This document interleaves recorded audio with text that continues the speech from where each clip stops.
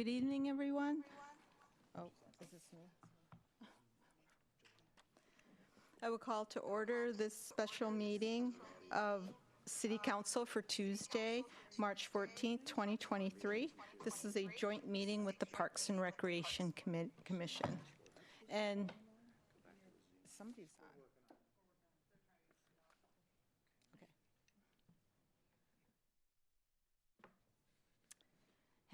Happy Pi Day, by the way. I will start with the city clerk to do the roll call. Mayor Kaylee Clark. Deputy Mayor Amy Lamb. Here. Councilmember Karen Howe. Here. Councilmember Kent Treen. Present. Councilmember Pamela Stewart. Here. Councilmember Ratuja Indapure. Present. Councilmember Oshin O'Farrell. Present. And now I'm going to get the list of Parks and Rec members.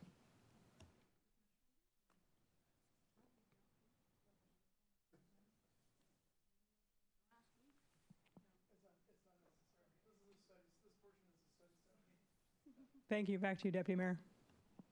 Thank you. Our mayor is currently out of town, so I will motion that she be excused from this evening's meeting. I'll second.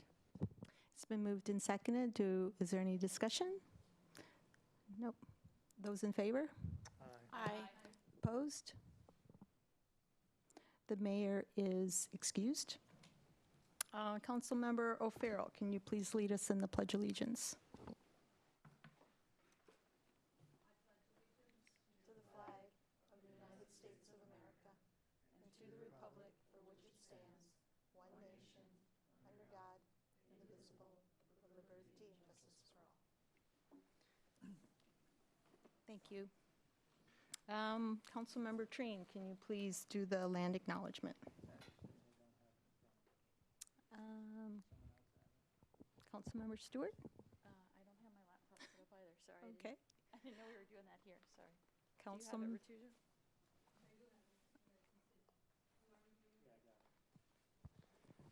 Yeah, we acknowledge that we are on the indigenous land of the coastal Salish peoples who have reserved treaty rights to this land, specifically the Snoqualmie Indian tribe. We thank these caretakers of this land who have lived and continue to live here since time immemorial. Thanks, Councilmember Treen. Next, I'll entertain a motion to approve the agenda. I move we approve the agenda. Second. It's been moved and seconded. Any discussion? Those in favor? Aye. Aye. Opposed? The agenda is approved. Our first topic is called the 214 Parks and Recreation Open Space Plan Update, which is the PROS plan. We have our consultant, Janie, Shelby, and Kevin, who will be leading that discussion. Deputy Mayor, if I may, before we lead straight into that, would it be all right if we did a round of introductions at the table? Oh, yeah, great, thank you.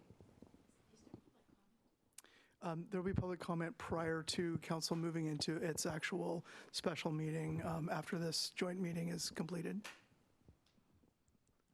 Well, in the interest of ease, why don't I start it off on this end of the table and we'll go that way. I'm Scott McCall, I'm the city manager. Anjali Maya, and I'm the Director of Parks, Recreation and Facilities. Steve Dew, Consultant, Conservation Techniques with the Parks and Open Space Plan. Karen Howe, Council Member.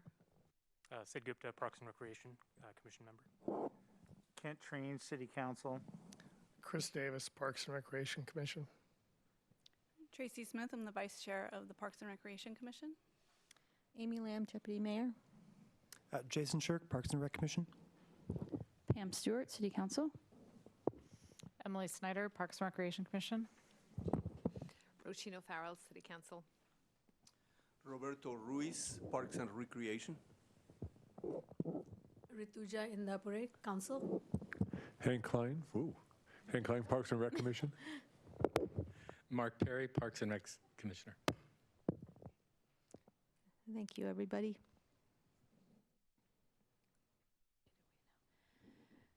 So I'm going to reintroduce our consultant for a minute here. Before I do that, I did want to take a minute and thank both the city clerk's team, our IT team, and Alicia Parks from our department, who spend a good amount of time getting these meetings ready, including all the prep that goes into the room. So just a shout out to them.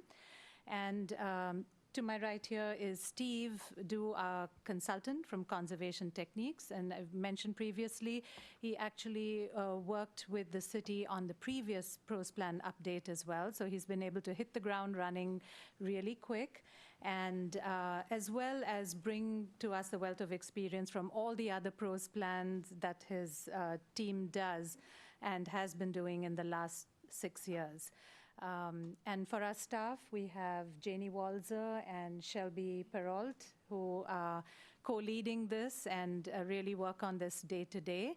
And this project will involve several staff from our department, Kevin, myself, and others, including working with the Complan team in the city. So with that, I will hand it off to Steve.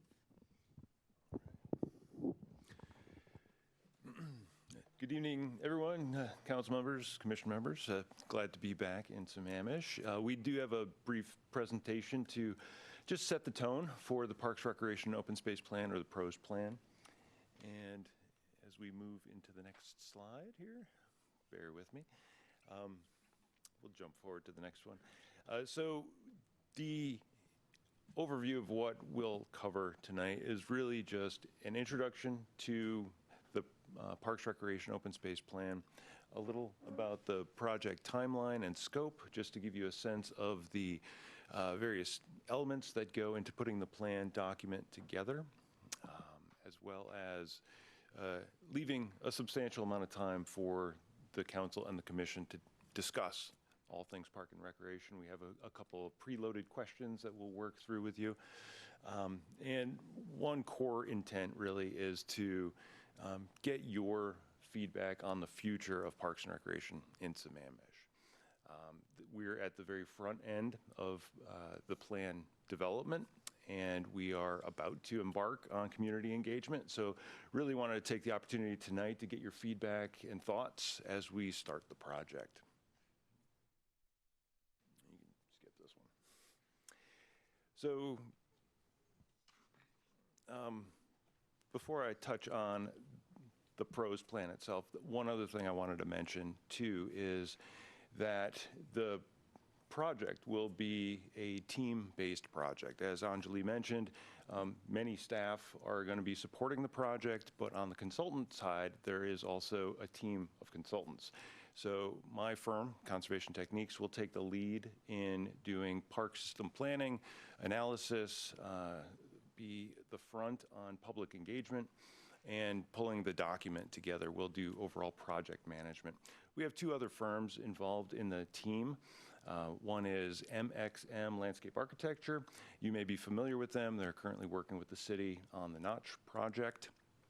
They will be supporting the project, doing site assessments of all of the parks and trails and open spaces to get an understanding of the on-the-ground conditions and provide support as we get toward pulling a list of potential projects together with potential costing. So they'll be working the project from both ends. And we also have Consor Engineering. They are going to support the public engagement process. They're a large firm, but we're really focusing our efforts with them on their public engagement team. And one of the individuals, Chris Hoffman, is someone I worked with on the prior 2018 PROS plan for Sammamish too, so he's quite familiar with the city. So to start at the very basic, high-level introduction, what is the PROS plan, or Parks, Recreation, and Open Space Plan? Effectively, it's the department's 6-year strategic plan. It's the functional plan for the Parks and Recreation and Facilities Department. And it is the guiding document for managing, enhancing, and improving the city's parks, trails, open space, and program support for the community. And it's a policy document and a strategic document in that it will include goals, policies, and provide information about ways to make the overall park and recreation system in Sammamish better. It'll also fit into the comprehensive plan as a chapter. The plan will also serve as a capital planning tool in that it will include a list of projects that will be developed through community engagement and through support from staff and the commission to define what the next 6 years looks like for potential improvement projects. And that capital tool, the capital project list, isn't a budget per se, but it is a document that staff will use to have conversations with the commission and the council to inform future budgets and put projects together for grant submittals or other partnership opportunities. So it's a useful tool for that. Additionally, it is a required piece to pursue state-based grants. The Recreation and Conservation Office, the RCO, requires jurisdictions to update these plans on a 6-year cycle. So Sammamish is doing that to be ready for the 2024 grant cycle. And lastly, the PROS plan is to be a communications tool for the city in that it will tell the story of where Sammamish is today, the amazing accomplishments that have been completed since the last plan, and all of the movement forward for improving overall park and recreation opportunities in the community. But it also tell a story about where the city wants to go based on community feedback, community insights, and provide some steps forward for making those improvements a reality.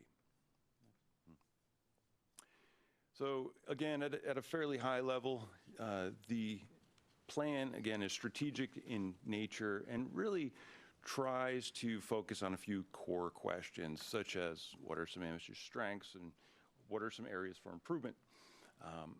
How is Sammamish meeting the needs of the community today and for the future? And where should the city focus its efforts and resources, knowing that resources are always tight and there's always competition for dollars? How should choices be made? How should projects be prioritized? Those are the sorts of core questions that we'll dive into as we move through the process. Do want to stress that public engagement is a critical and important piece of the overall project development, and I'll talk to the specific tasks that we'll do for that in a moment. Next. Just to offer you a quick sense of the project scope and timeline, this is a high-level schematic of the major steps that we'll work through with staff and the community to develop the new PROS plan.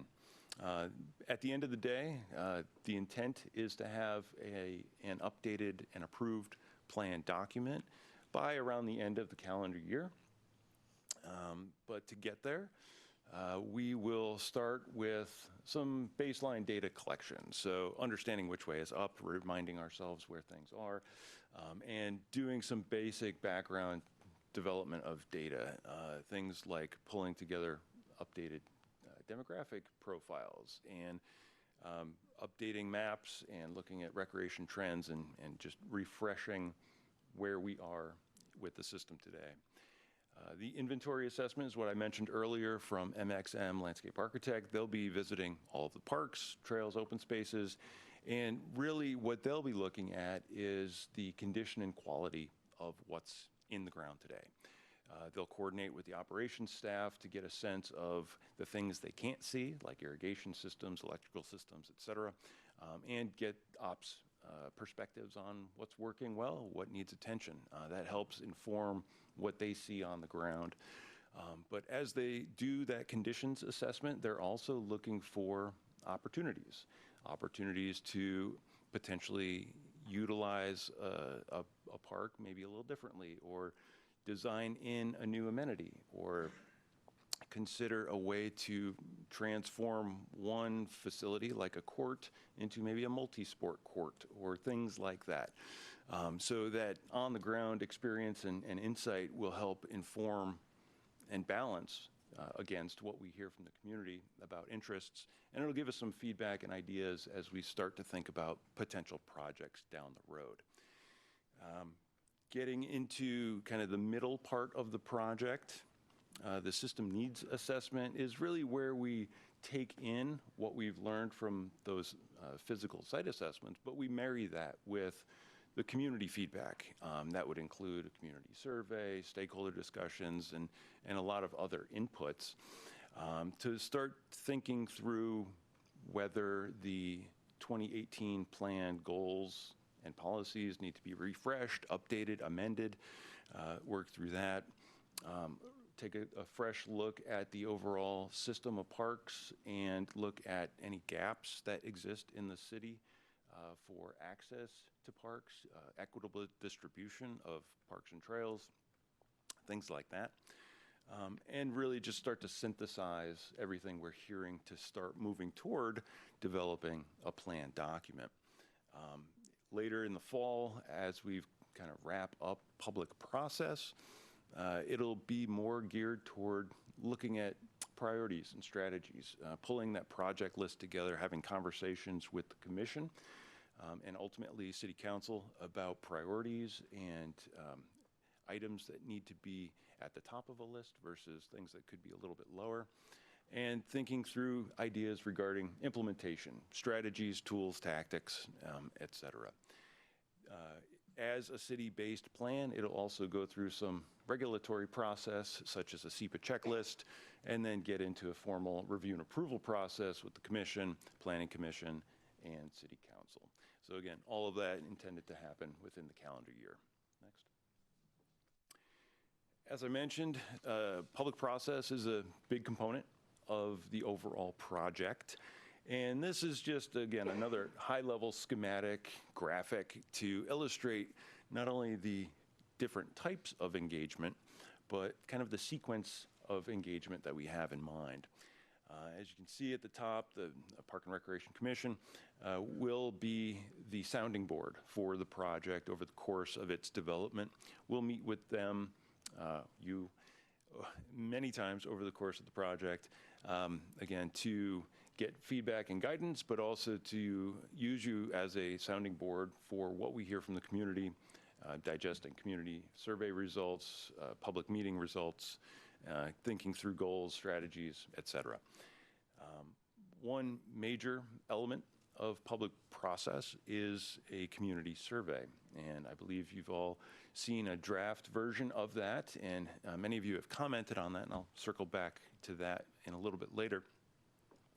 But the intent is to put out a community survey that will be a dual method survey. So it will be a random sample mail out survey to a sampling of 2,500 households in the community.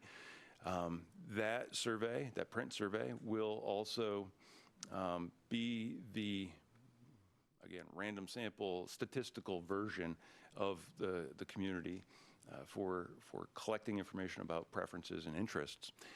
But we will also have an online version of the same survey that will be available to everyone in the community to take. And those two data sets will be kept separate.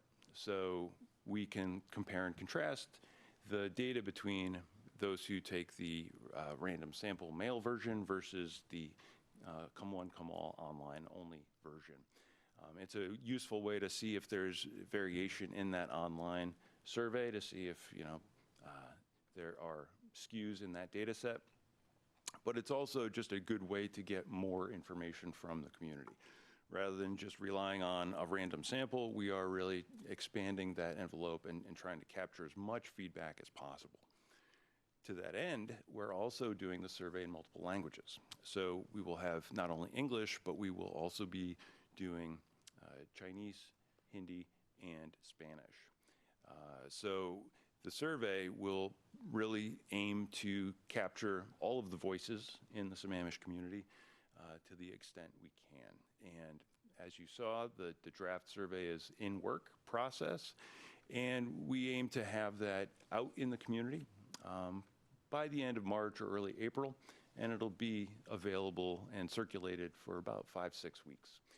So that's really the big first push in trying to capture the community's ideas about Parks and Recreation.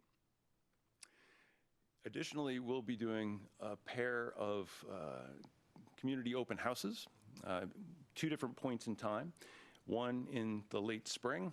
Once we have already collected some survey data, we'll use that first open house, it'll be a virtual session, as a means to say, here's what we've heard. Here are some reactions to that. Give us some direction. Did we hear correctly? Do we need to dive deeper into any particular issues or topics? And really use it as a way to catch more information from the community. The second open house would be later in the process, in early fall, right when school gets back in session and the community's back to normal. That one would focus more on potential recommendations, project ideas, and general direction for where the plan might be going. So again, using that as a way to say, here's what we've heard. Did we hear it correctly? Let's make some adjustments. And are we identifying the right sorts of projects for Sammamish? Additionally, we'll do a series of stakeholder discussions. Those are intended to be small group discussions, 6 to 8 people, 4 different sessions, and they will likely be topic oriented. For example, maybe one discussion group is around trails, one discussion group is around different age groups or inclusion or other topic areas. That's still a work in process, working with staff to think through how those groups could be defined. But again, the idea here is that we're really expanding the voices that are coming into the project and trying to capture as much information as we can from the community. Over the course of the summer, we'll also go to where people are. We will attend different community events with tabling and display boards to, one, keep the project kind of in the public eye, but two, to catch more information from folks as they pass by. Simple dot exercises, marking up a map, things like that. Over the course of the whole project, we'll have information on the city's website, the new website, and social media, just again, to keep people informed about where we are in time, ways they can be involved, et cetera. And lastly, City Council. We'll touch base with the City Council a few times during the course of the project, tonight being the first, and then later in the year as we get toward the review and approval process. So that was me talking a lot, and now I'll be turning the tables and start to ask questions of this group. And again, I really did want to spend most of the time having a discussion between the council and the commission about what you see as of value for Parks and Recreation. I don't know if Janie can, okay, thanks. So the first question really is about value. So what do you value about Sammamish's parks, open space, and recreation opportunities? And as Janie pulls that back up, we asked the same question to the commission at their regular meeting a couple of weeks back, and wanted to just share a little of what we heard then as a way for you to pause and think about your response to what you value. So from the commission, a few things came out. One is a strong sense that diversity in the park system is important, having a variety of different amenities and opportunities, having a trail system that connects as well as connecting parks together, and that sense of walkability and connectivity in trails. Also providing for a variety of recreational spaces and recreational opportunities, things like ball fields and courts and swimming at Pine Lake, or having trees and having wildlife areas and kind of that respite from an urban environment and just being closer to nature, or walking out in the commons and listening to the frogs right now. It's all really good stuff. Tied with that also is the notion of environmental restoration and playing that role in managing that natural environment. Providing those spaces for the community to come together, those community events and supporting events and special events and cultural events over the course of the calendar year, And then just generally overall, the sense of high quality of Sammamish's parks in terms of its maintenance and its care and its upkeep. And there was a comment that tremendous maintenance staff are doing great work. So that's a bit of what we heard from the commission. So I want to, I guess, start with the council to see if there's anything you would add to that. Again, the core question is, what do you value about Sammamish's parks and open spaces? And Jane, you'll be making some feverish typing sounds in the background too while we go through this. Anyone want to jump in? We'll start from this side this time around. I think just the variety, right? Like I think all the way from having parks where kids can go and play to having trails to, going to like Evans Creek, right? Where it just feels like you're out in the middle of the mountains or something like that. So very secluded. So I just really enjoy the variety that's across Sammamish.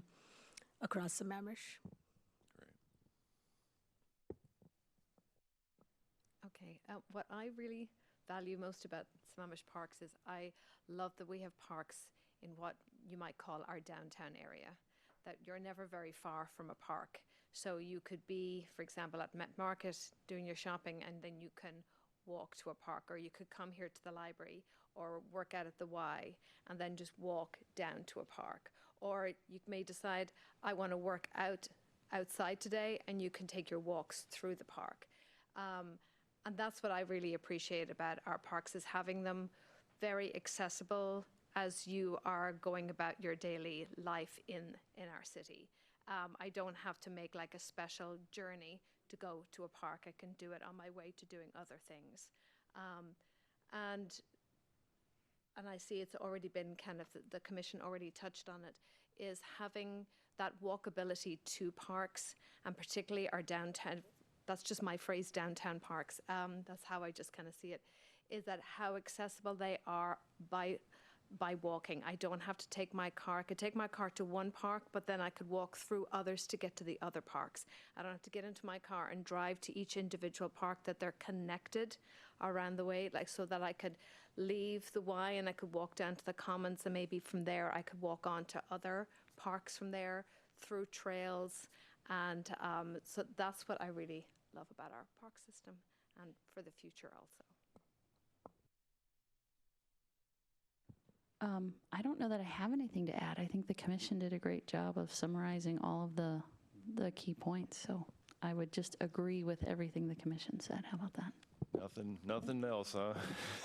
I mean, they really hit on all of it. I mean, some of those things I feel like we have it, but maybe not enough of it. But that wasn't the question. The question is, what do I value? So I do We'll get to the enough part. Yeah. Exactly. So I do like the idea of having, community spaces. I think to create a sense of community, you need spaces where people can gather. So.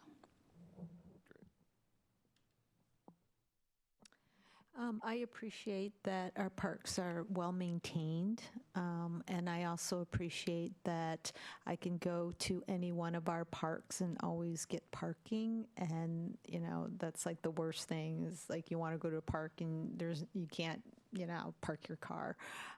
Not that we should be driving our cars to parks, but I'd say those two things. And I also appreciate the variety. Like Evans Creek is one of my favorite parks because of the elevation, and it's very different than when you go to a flatter park. So just the variety for the whatever activity you want to do, there's something. Yeah, I agree with Councilmember Stewart. I think the Planning and Rec Commission is very thorough. Good job. So I'll make an observation. What I noticed about our parks is that as I was working out at the Y, I could look out and see people using the park, that I saw all different kinds of people using the park. And during my entire period there, I saw different demographics just walk through and take advantage of it. So that was encouraging, because I look at things on a per capita basis and feel like we have a nice distribution per capita, that we have a balance of park to person. And I think what I appreciate appreciate about our parks is that there is an air of the unexpected, because you're not always sure what's going to be there around that corner. It could be someone telling you there's a bear, because I've had that happen 3 times. And, or it could be that you turn and there was a beautiful fence that you didn't know was there, or a little path, or a bridge over something. So there's a aspect of discovery that I think is part of all of the parks. They generally have a bit of, you can be an explorer in your own park, this sense of discovery. So that's what I appreciate out of the parks. Great. That's great feedback, and I appreciate those comments to help round out what we heard from the commission. And to keep the conversation going and to bring the commission into the conversation, the next question is one that they didn't hear last time we chatted, which is about what is the range of, with a range of interests competing for attention and resources in the city, what are your top priorities for parks and recreation over the next 6 years? So again, thinking that this plan is a 6-year plan to stay partly in cycle with city grant or state grant submittals, that 6-year window is kind of the target. So again, what are your top priorities for parks and recreation, knowing that there's competing resources or competition for resources? So do you want to go back this way? Sure, let's do that. Why didn't I think of that?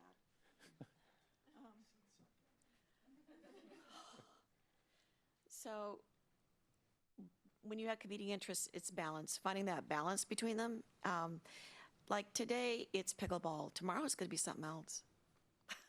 So it's having a sense of prescience of, can you look ahead to the future and see, okay, can the sport court be turned into something else when pickleball evolves into something else? And for me, it's also, when I look at competing, attention and resources, park maintenance is expensive. How do we design our parks so that they are a lighter weight on our park maintenance staff and on our budget? As we keep an eye towards keeping that balance of, fun activity and quiet native space, how do we balance it with our budget in such a way that we're not, mortgaging our future?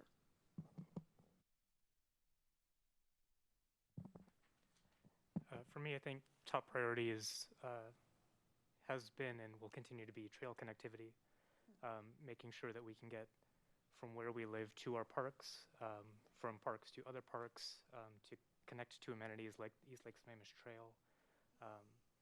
I know that's very challenging often, and I know that there are a lot of stakeholders in play for trail connections, but I would really like to continue to see the city make that a priority so that when opportunities come up, we're ready to take advantage of them. Yeah, I got one top priority for the parks, and that is land acquisition. Anything more you'd add to that in terms of like where, what, how? I appreciate the feedback. I'm just looking for more clarity. Or you want to come back to it? That's really complicated, and there's a lot of different funding mechanisms that would have to come into that. Different agencies would have to be involved in as well. And then as far as a park plan, I think Sid kind of nailed it. There's connectivity. So part of that connectivity is getting access to the land or acquiring the land or getting easements on those lands.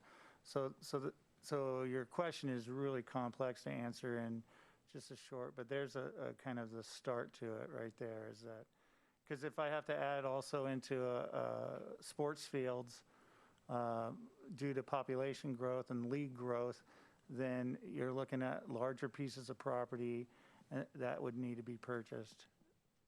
And then maybe we're looking at even annexation, and then it gets to a really big, complex. Understood. Appreciate it. I had also been going to say the same thing as Sid did, which is I think trail connectivity is super important. And for me, of course, accessibility for folks that are in wheelchairs as much as possible too. Beyond that, I think we need to look at as we, especially as we execute some of the master plans that are on the table here, prioritizing things that we don't currently have so we can continue to increase the diversity of what people can do. Yeah, I will also echo wanting more trail connectivity for reasons mentioned, but also just for the safety of getting from point A to point B. A lot of times we have to go on roads that maybe don't have sidewalks. So just keeping the community safe as they travel through different parks. And I'm also really passionate about preserving our tree canopy. Our landscape here is constantly changing, and it's really disappointing to see a swath of forest gone. So yeah, anything we can do to help preserve that for future generations, I think would be amazing. I have a few items. When we talk about connectivity, I'd like to focus a little bit on the bike routes. I mean, it would be great to be able to bike from park to park. The other one is, what would be our vision for the green space in the town center? I know that could be, a few years down the road, but, hopefully we're a little bit further along in the town center. And because it is so close to the lower commons, I'd really like to see some sort of all-encompassing plan, if that's possible. I'd like to, obviously, I think Anjali and I talked about having a trail along Snake Hill, so I'm going to bring that back.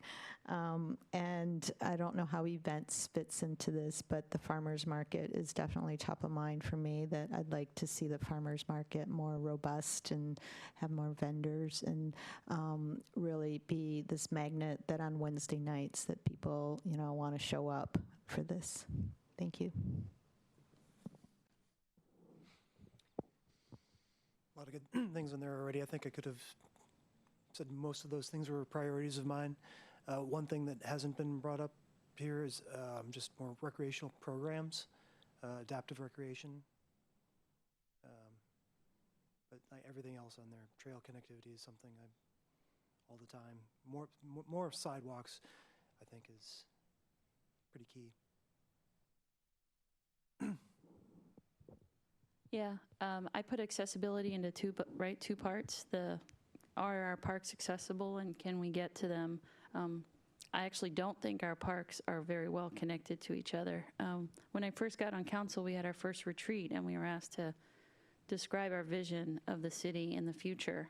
And one of my visions was that, as a family with young kids, we could go out on a weekend or a summer afternoon, hop on our bikes, ride around the city, go to different parks and do different activities, and then be able to ride still within the city to some place where we could, get lunch or get an ice cream or take a break, and then ride and, go for a swim and then ride back home, and be able to do that safely, not having to ride on roads with no shoulders and things like that. So I think that's a really big part of the accessibility, that there's walking and riding and connectivity between and within the parks. But accessibility in terms of when you're in the park, accessibility for everyone, whether it be folks who are in wheelchairs or people of different abilities just in general, whether that be folks with, vision challenges. It's my understanding that 70% of the world's population has vision impairment. So there are all sorts of ability levels, and we should make sure that our parks are accessible for everyone. The other part that I already kind of touched on previously is community spaces, and I think the deputy mayor kind of calls out the farmers market, but really having spaces where the community can gather. And I do think that a big part of that is, how does that play out in some place like the town center? Can we have a place where people might already be and then they can gather? I'm a little envious sometimes down in Redmond, right? There's a bunch of restaurants and Molly Moons. You can go get an ice cream and then walk over to the park and sit in the park, and then they have folks performing in the park, and it's just a really lovely way to spend an evening where everyone is just kind of coming and going, and there is a sense of community. And I just sometimes wish we had a place like that here in Sammamish, because I'd love to be sitting there and run into my neighbors and have a friendly chat. So I think that's also really important. and, you know, kind of going down the list, because you said priorities, not just one, I do think we need more space for other kinds of programming. And I do think potentially looking at, do we have a need for more ball fields, and or how do we at least address that, whether that's in our city, whether that's with a neighbor, I don't know, but we definitely need to make sure that our recreation leagues have places to do what they need to do. I think that's it. Thank you. So much has been said already. Yeah, I'll echo the connectivity, but I feel like that's been kind of said and clearly. I'd also like to second the land acquisition piece, but maybe focusing more on the waterfront and getting some more of those view lines opened up and accessibility to the water. I grew up on Mercer Island, and there was just a ton of water access. At the end of every private road was a public dock. And I feel very landlocked for being this close to a lake. So more access, more boat access. I don't know what that looks like exactly, but would love to have more access to Lake Sammamish, not just our small lakes that are up here. And then also just that community space as well. I would love to see more gathering space, an outdoor amphitheater, some sort of covered pavilion, more pavilions that are spaces. I know we regularly rent out the Beaver Lake Lodge, and we have to book it a year ahead to have gathering space inside for different groups that I'm part of.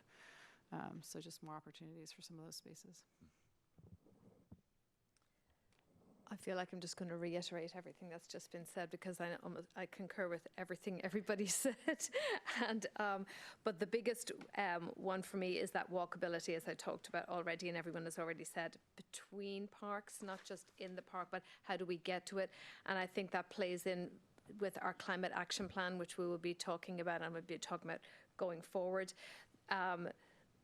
Because all these plans overlap, and nothing is an island, everything is connected to each other.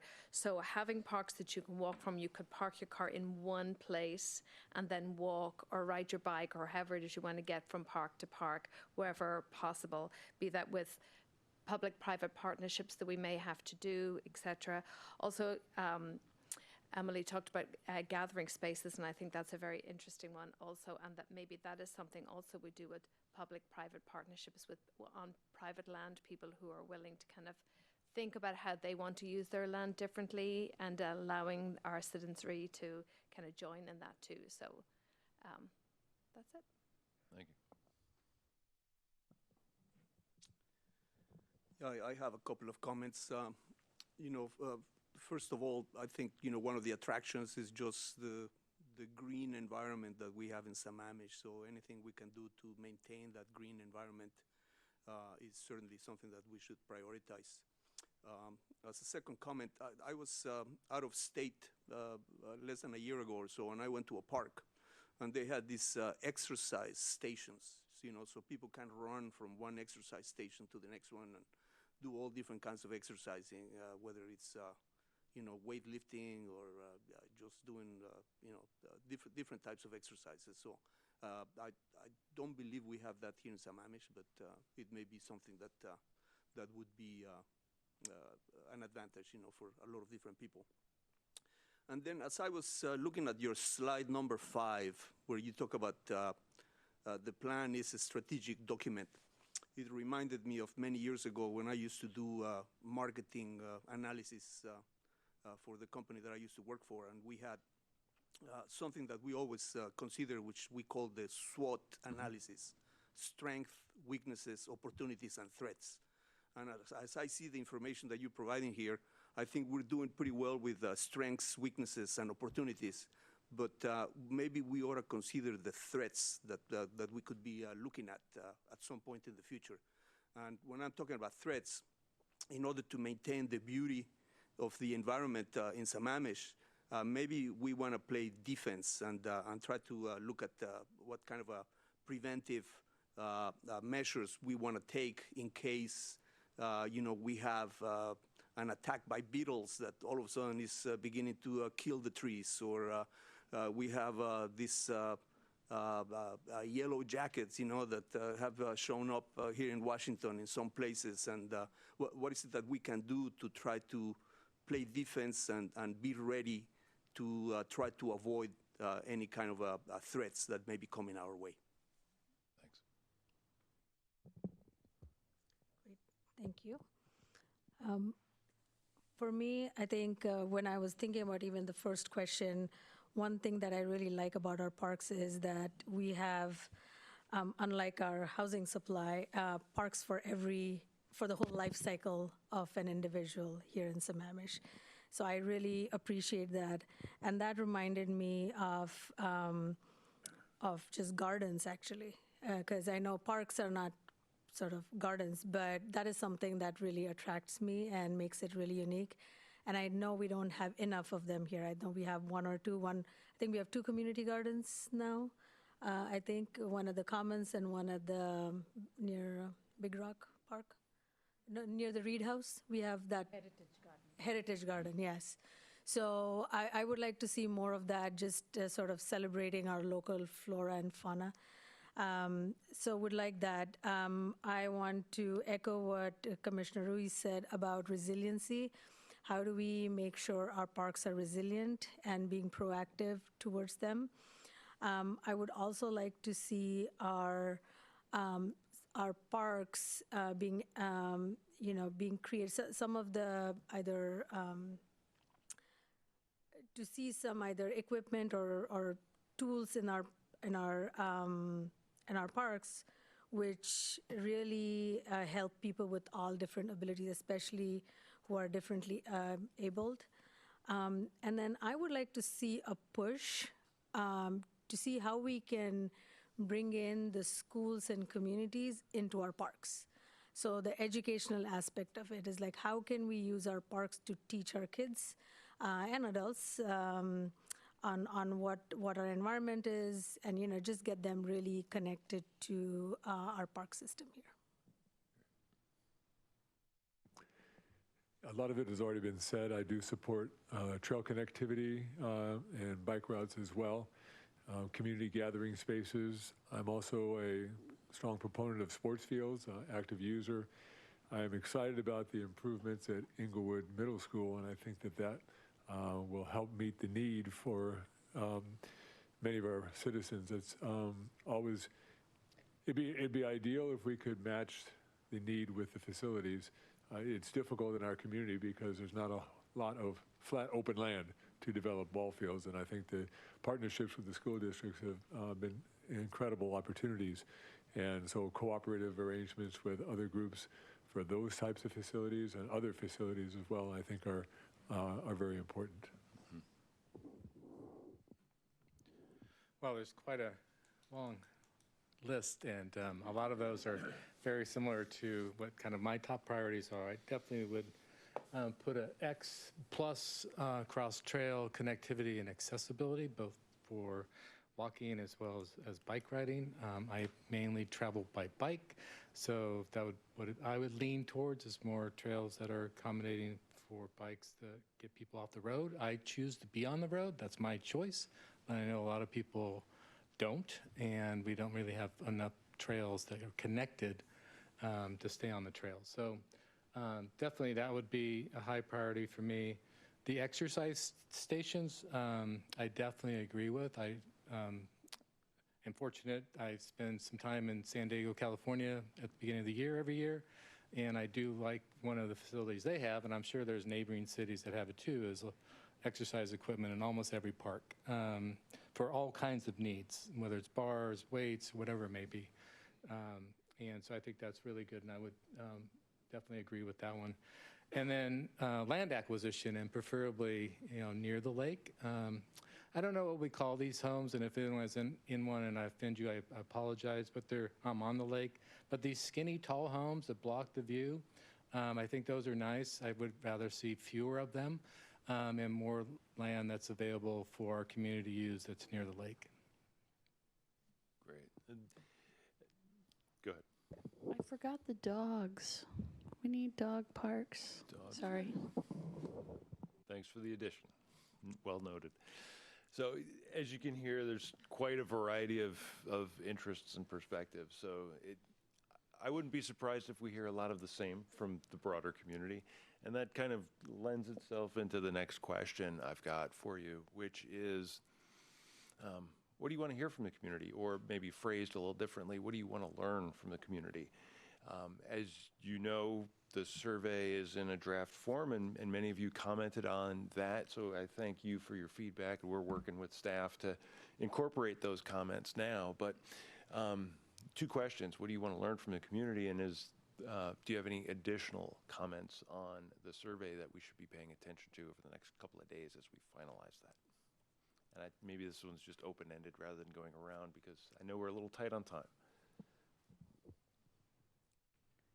Yeah, I think obviously we want to hear their ideas, but I also would like to hear their sort of stacked rank priorities and what they're willing to trade off. Because we all just gave a really great list, and we all know we're not going to be able to do all of those things. So really understanding what they're willing to trade off. I know we've done surveys at work where, you kind of get the combination this or this, and then this or this, and you kind of go through that, and at the end you really now understand where you fall on that. And I think that's really important, because it's easy for people to have ideas. It's easy for people to say, I want more of this. But then when they really have to make that decision, I think having them think through that's going to be important, so that, because they're never going to like our decisions, right? Our trade-offs. Fair point.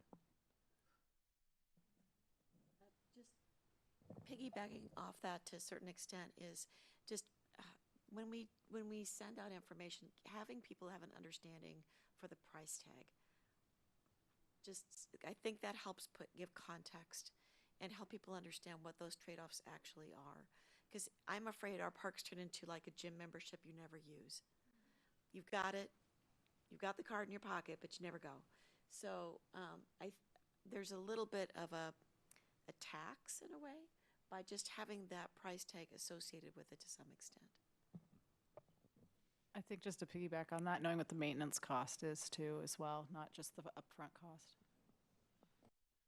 I think in that vein also, it would be important to find out who is using the parks, who is not using the parks, and why they are or they are not using the parks.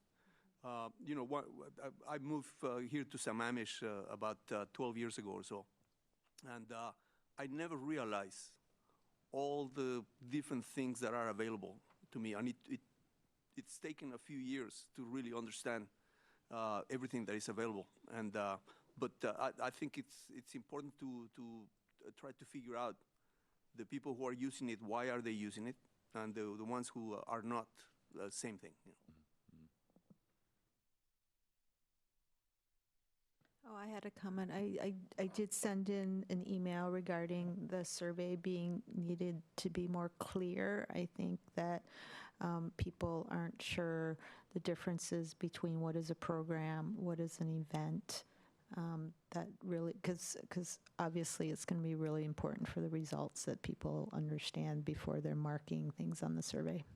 Yeah, thanks for that. I think what was really helpful from the last pro plan was, as Councilmember Stewart mentioned, seeing the community's prioritization. So everyone, I think, is broadly in support of trails, but seeing, 90% of our community thinks that should really be a focus for us. I think that's very powerful to have. And secondly, just getting some granularity from the community. As Councilmember Howell mentioned, we have a lot of use of our parks, and a lot of people use our parks in different ways. So their experiences will allow them to say, I really like walking in the park, but this is missing. A lot of us mentioned biking to parks. We don't really have bike racks in a lot of our parks. So it would be great to be able to get to the park, but then I've had the experience of having to lock my bike at like a barbecue grill or to a wooden fence, which isn't the most... For small children. It's not the best experience, especially when our parks are such high quality. So being able to get that kind of feedback from people who use the park in ways that I wouldn't, I think that's very valuable as well. Great. Any others? I do know we're getting a little long on time. I just want to make sure that I'm getting all the feedback here. Seeing none? Oh. I have one more thought. and I don't know where this fits into all these questions, but, you know, we had the tribal council here tonight. It would be nice to see if there's a way to include some of the tribal history or traditional land uses or any educational pieces from them that could go into the parks. And if people are interested in those, kind of in that air of discovery and what's around the corner, and just having them be teaching tools for our kids in schools, possibly, it would be nice to have their input on some of this as well. All right. So Janie, next. So just to kind of wrap it up a little bit to make sure there's time for the next topic. In terms of next steps for the PROS plan, again, we'll be working to finalize that survey, again, with all your feedback, and looking to roll that out to the community late March into April. We'll be doing those physical site assessments in April once the leaves turn green, partly because it's nice to get good pictures when we're out in the field. Stakeholder discussion groups, those will occur in April, May. Again, we're in the process of thinking through what those groups could be in terms of composition and topic. And then the first of the two open houses we're targeting for sometime in May, first one being a virtual, mostly to allow the community to take or give feedback at their convenience. So it would be a virtual open house that would likely span a 10-day period. So it's not like one and done. Anjali, is there anything you want to add as we wrap up? Can I add something really quickly? I just saw the kids and it reminded me of art, so art in the park. And then also, I don't know if we have ever thought about, just having the public like donate some, benches or have like a path where they can have their names on the brick, just as to, raise funds and just to support parks, so. We also have some of these pop-ups booths, so we'll be at Earth Day. We'll have a booth there and other opportunities as well, possibly the farmers market and some of our summer events. Yeah, but this has been great feedback. Thank you.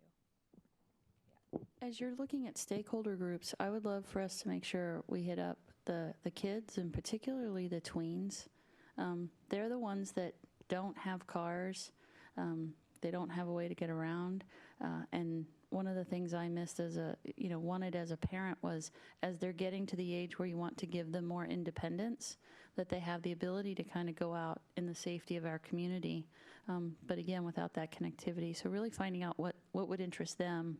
And then also, some of those other demographics. We do have an aging population. We do have schools that have, classrooms filled with kids with different abilities. Can we reach out to those kinds of groups and make sure that as we start to do these plans that we're really hitting up the people that live in our community and what is it that they would actually come and use? So.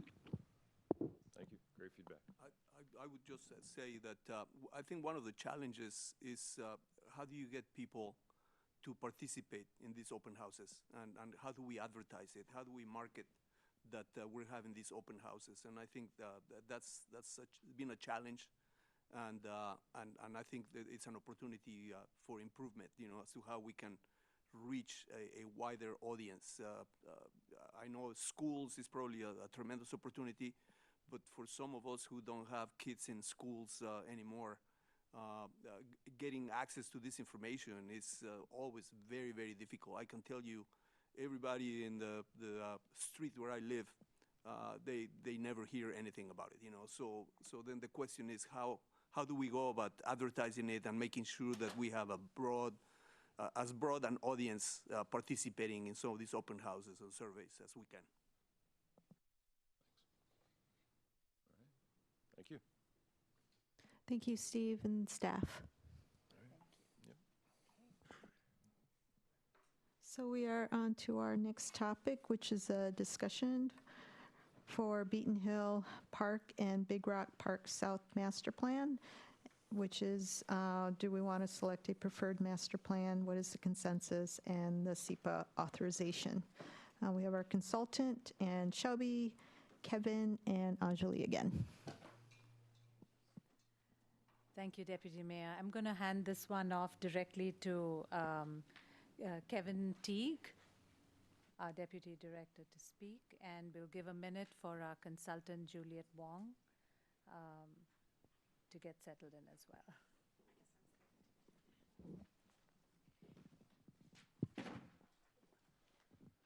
All right. Can you all hear me? Thank you. We are excited tonight to bring you the result of a lot of work. And I know a lot of you council members as well as park commissioners have worked very hard on each step of the process to bring these master plans for Beaton Hill Park and Big Rock Park, Big Rock South, to the point that they are tonight. And we're excited to show you the preferred plan where we've landed with all of the input, and just want to recognize that this what you're seeing tonight represents a tremendous amount of work that has gone into this to this point. A lot of public input, pop-up places for input at different events, at concerts, at the Earth Day. We've had a couple of open houses, as well as meeting with council and meeting with the Park and Rec Commission. So we feel like we've arrived at a great spot and are excited to show you that. So thank you for the work that you've put in up to this point, and we really appreciate that. And your engagement has been really valuable in this whole process, as has the communities. So I'm going to hand it off to our team. From the park side, it's been led, this project has been led by Shelby Peralt and assisted by Becky Smith, and the two of them have done a great job on our end, really organizing and keeping the project moving in a very positive direction. And we've been very grateful for the consulting assistance of HBB, led by Principal Park Planner, Principal Landscape Architect. She can plan all kinds of things. Parks, you name it, Juliet Vong. And I don't think we have Julia Baki has been her right hand through much of this. So with that, am I handing it to Shelby? So we'll hand it off to Shelby. Thank you. Thank you, Kevin. I'll just talk really quickly since you don't need to turn around too much. So just starting off tonight, so the purpose of our presentation is to receive approval and consensus on the preferred plans for both of the park sites so that we can next begin our non-project SEPA and go through the final stages for master plan adoption. And with that, I'll tee it off to Juliet. Thank you. All right, we are going to, as most of you are aware by now, quickly fly through some of the background and context.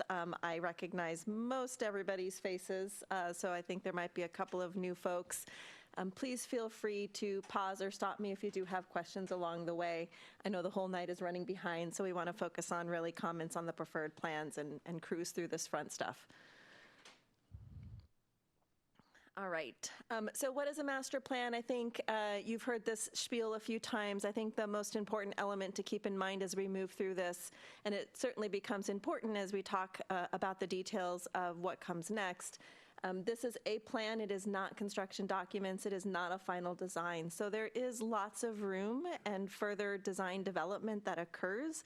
There's additional public process that occurs, and the opportunity to refine some of the nuances of the concepts and the programs that you're going to see in the final plans.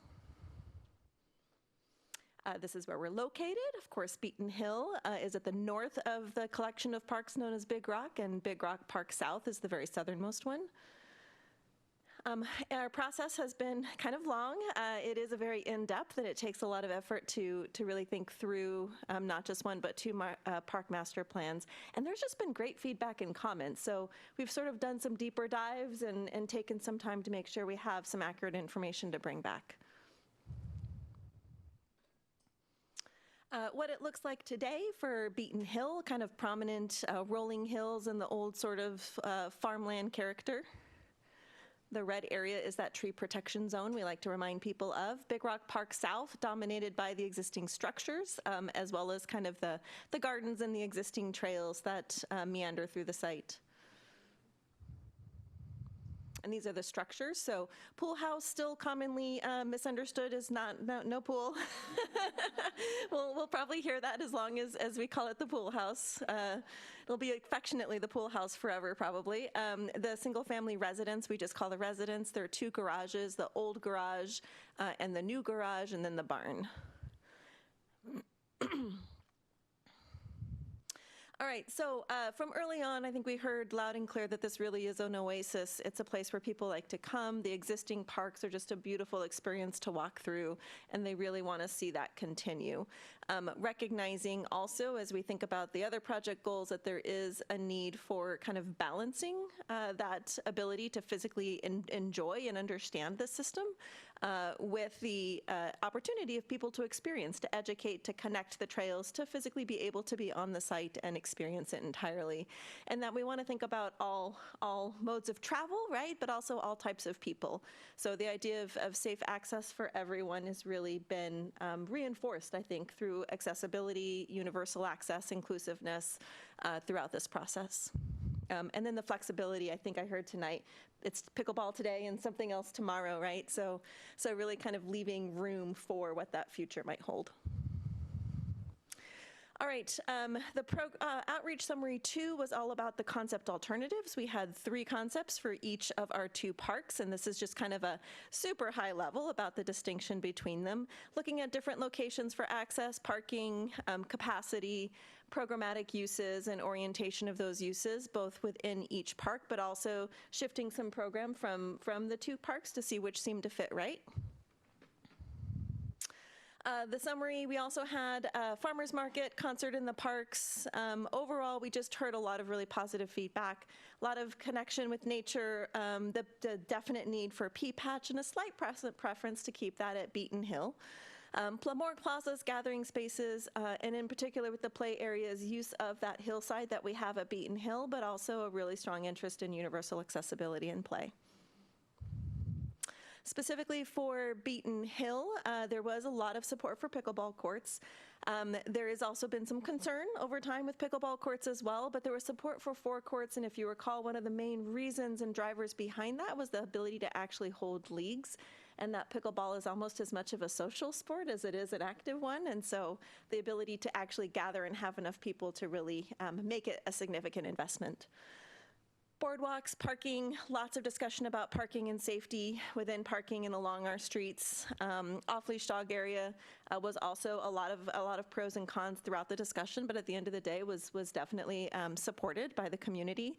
And then, continuous concerns with safety. Specific to Big Rock Park, South, the universal play I mentioned. There's also a lot of support for the structures, and I think the key component there was we keep the structures if we have a use for them. And we've spent some time kind of working through what that could look like. And then parking, and of course, I think from early on we recognize we don't have the capacity to park this site for all its uses if they all happened at the same time. So really thinking through maximizing parking, but not at the point that it overwhelms the site. Okay, so we had 475 participants. I think I mentioned this in the past. It's one of the only projects where we continue to have significant participation throughout. And then really what we found with this online survey is that all of the concepts really appealed relatively equally. There were a lot of pros and cons and discussions around them, but at the end of the day, there wasn't any one that really stood out or any one that really fell short. Makes our job a little harder sometimes. This is probably my favorite because it really showed that of all the things we showed, that what the concepts were representing really did meet the hopes and dreams and interest of the community. And the existing building reuse was still heavily supported, even after we showed them what that could mean and what it would look like. So we're going to jump into the preferred master plans. All right, Beaton Hill. So this one is starting with 2 parking lots. We had a definite preference for trying to get as much parking and as efficient parking as we can in the southern end of the site, connecting that with a restructuring of the parking on Southeast 8th. There is definitely still some discussion and additional work that will have to happen about how the safety of that parking occurs, how the crossings will occur, what exact features and safety elements will will be used to support those crossings. Those are all really final design elements. What we heard at the end of the day is we need parking, and we really also need parking that's accessible to Big Rock North. And while the current configuration has a lot more safety concerns, this addresses a lot of them.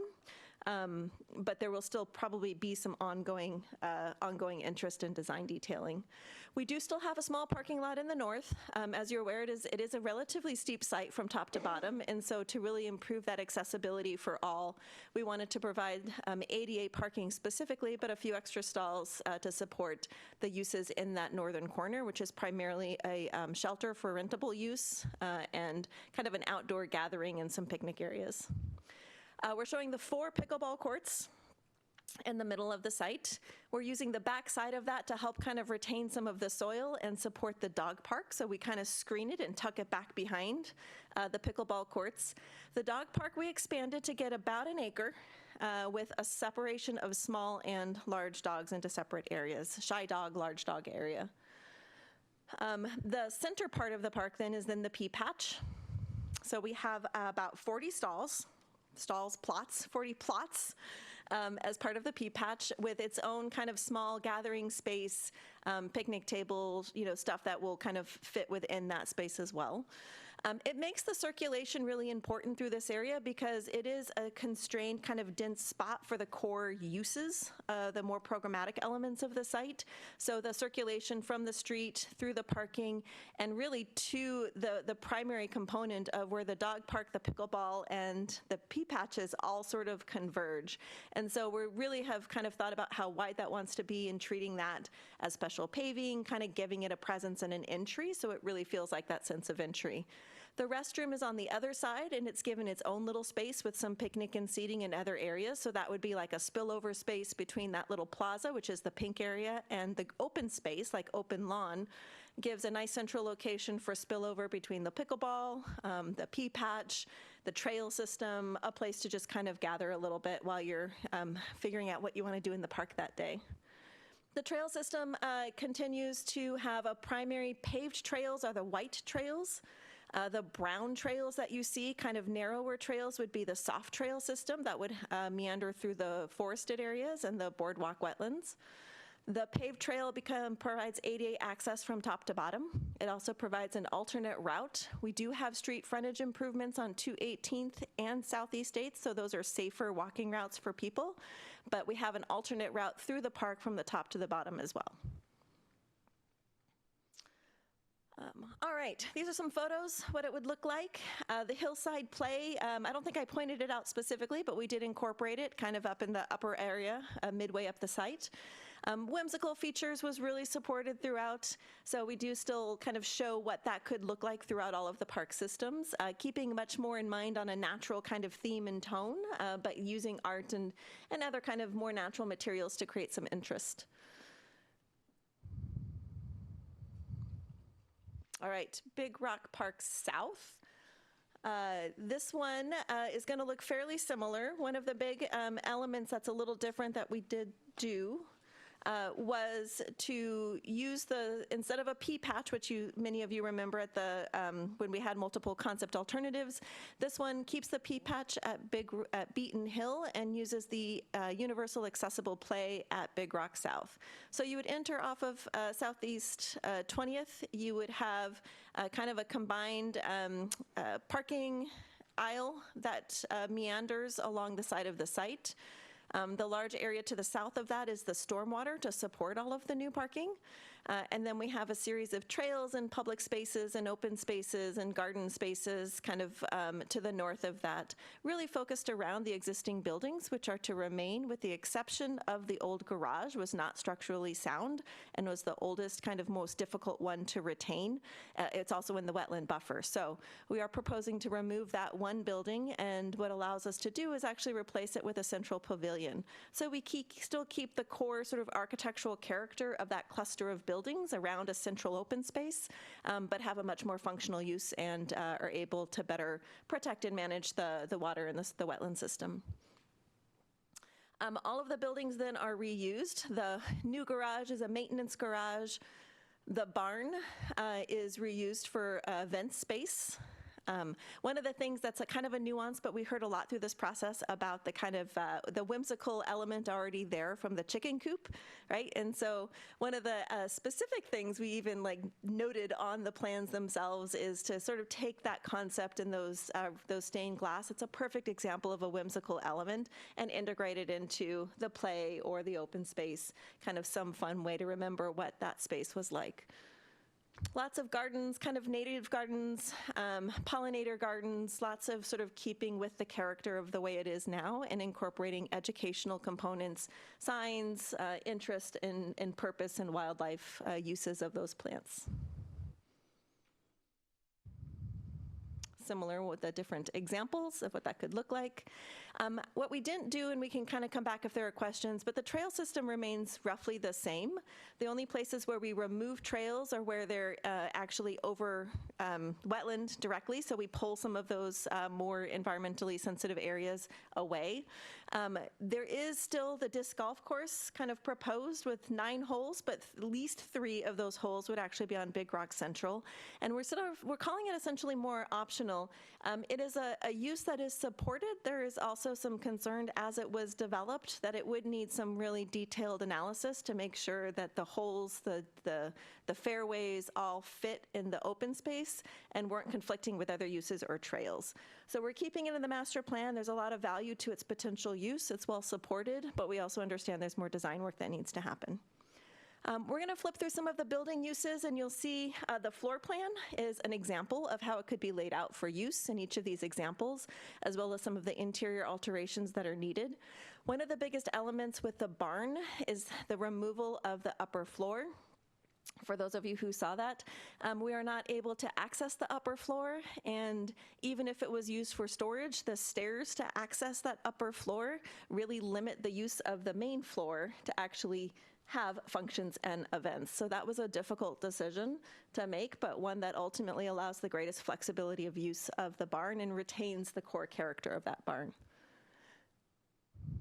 This is the residence. So keeping the porch, we heard a lot about just the character and the quality of that porch, but doing some alterations to just be able to allow ADA access and a new ramp system up to the entry, and then use better ADA accessibility throughout.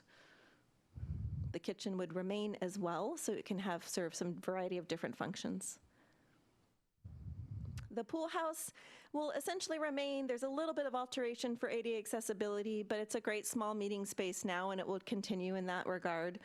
We have expanded the outdoor areas around it, so it's sort of nestled a little bit more into the site, and that would allow a lot more expansion of indoor or outdoor functions for that space. And then the new garage being transformed into a maintenance shop. There is a new restroom as well.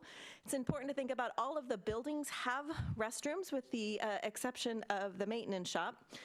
We need those restrooms for each use in order to have a function within the building, but we don't want general use of the exterior to have to go into those buildings and keep those open. So there is a separate restroom being added to the end of the maintenance shop in order to serve as general exterior public restrooms. All right, phasing. So for Beaton Hill Park, these are basically broken into titled phases because we did ask the community some questions about priorities, so we weren't trying to imply any particular order of phasing initially. This one basically looks at all of the South Park improvements. In any of these phasing scenarios, there's an understanding that some of the parking and infrastructure needs to happen regardless of which phase starts. But when you think about Beaton Hill, once you put in that initial infrastructure, it really makes a lot of sense to do some of those core improvements as part of that same group of work. The second phase is the yellow. This is what we're calling North Park improvements. That would extend the accessible trails all the way to the north side with the play, picnic, outdoor gathering, and some of the other seating and open space areas. And then the rest of the nature trails. With those nature trails also comes the restoration of what's essentially farmland now into what should be the more sustainable wetland and healthier creek systems. For Big Rock South, the initial infrastructure is, of course, the parking, as well as access into the site. In order to do that, you sort of have a core area that you would likely develop at the same time, and so that's what we're calling the Central Park improvements. We've separated all of the meeting and event areas into one sort of area, one phase. We, of course, do have lots of flexibility to do one building or others, but just to simplify things. The Universal Play is this nice little own piece that happens up between the 20th and the pool house, and then the rest of the trails and the restrooms. I will say within this phasing, there is some work currently underdone to just do some basic trail improvements in order to allow public access to the trail systems that are there now. So that is ongoing and will be essentially the first phase of the project. All right, our cost estimates. So as you are probably aware by now, everything gets very expensive. We've broken this down into anticipated construction costs, and then you can see how contractor mobilization, sales tax, and everything gets added within those construction costs. And some elements within there. So we're at about almost $8 million in initial construction. Those are in today's dollars. And then the full cost would be $14 million for Beaton Hill Park if you did everything together all at once. And then Big Rock South, more expensive, more buildings, little less in terms of the infrastructure and the topography, but that's $9.2 million, and when you add everything together on that, it then becomes $17 million if you're to do everything all at once, which is why we asked the community a little bit more about priorities along with these park improvements. And that's our outreach summary 3. So we took these concepts as well as some high-level costs to the community. We had an open house, a virtual workshop, and had some reasonable attendance, but basically pushed a lot of people who were mostly positive to go to those surveys and take those survey results. So what we heard at the actual workshop very much mirrors what we heard in the survey, so we're going to talk through that. 206 participants. Really, the preference, does the concept meet your hopes and dreams? Definitely still does, a little higher than the last time even, so that's always good to see. And then for what we heard, really a lot of continued support for P-Patch, very high-level support for pickleball courts, the hillside play, the off-leash, all the core improvements that we have shown. Items that we need to still consider in final design, so as people are commenting on it and saying, think about this, think about that, as well as just what we've heard throughout our process, is the traffic and safety. It's hard to tell everybody exactly all the nuance, so there's a lot of concern about walking on 218th. There would be a sidewalk, but we recognize people just have struggle with what that would be like today. Lighting and noise, kind of what would that look like? What would that be? And particularly understanding with pickleball, it's louder than tennis, and so there's been a lot of work as pickleball increases in popularity, what those concerns are, what their effect is in communities, and how to counter those. So as the sport continues to grow, some of the opportunities and ways to offset some of those concerns also continues to grow. All right, for Big Rock South, all of the support for the elements we previously talked about, continued reuse of the buildings, the garden areas, and that character, that sort of overall feeling that you have when you're in the space today, and just keeping it passive. There is still support for disc golf. Items to consider here, I think lighting, the parking lot would be lit, use of the spaces in the evenings, so there is certainly some concern of how lighting would affect the neighbors. How the disc golf does get integrated and what that final design would look like, and just keeping open and flexible for how that might occur. And then just that collaboration for building uses and garden areas, how is that going to be managed, recognizing we don't have the parking capacity for all these buildings to be used all at once. Where does overflow parking occur? If there are events, how does that affect the community? And so this particular is not just a consideration in final design, but for Big Rock South, a consideration for management, programming, rentable use of the spaces, and really thinking that through. I think the last thing I would say from the public and the feedback we received, I think both of the priorities from the community when we asked them supported those Central Park improvements, supported getting that main core area in. For Big Rock South, it was really the trails and the nature spaces, and then the rest of the improvements. For Beaton Hill, it was very much that southern park improvement, and then kind of moving to the north and the rest of the nature areas. So with that, I'm going to pause and open this up for discussion.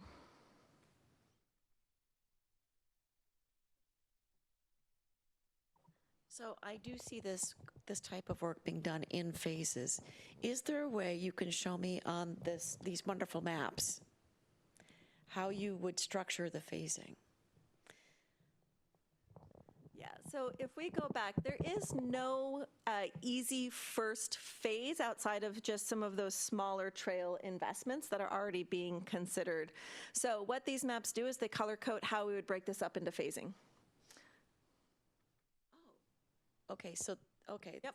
That's perfect, Yep. actually. So the red and supported by the community, what makes the most sense is to do that red as phase 1. Got it. There's lots of nuance of how you could subdivide, include the meadow, don't include the meadow. There's lots of nuance within this, but we just kind of looked at reasonable breaking points. Ultimately, when we have funding, when you start to proceed into those next phases, you can refine how much of this gets done.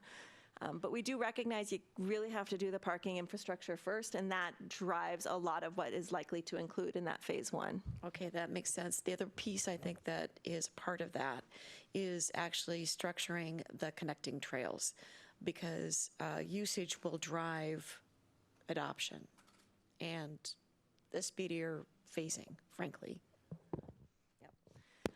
It's not hard to, again, one of those nuances, the main connecting trail from north to south is part of what they're working on today. So the theory is that would already be in place when we start with a phase 1 of park improvements.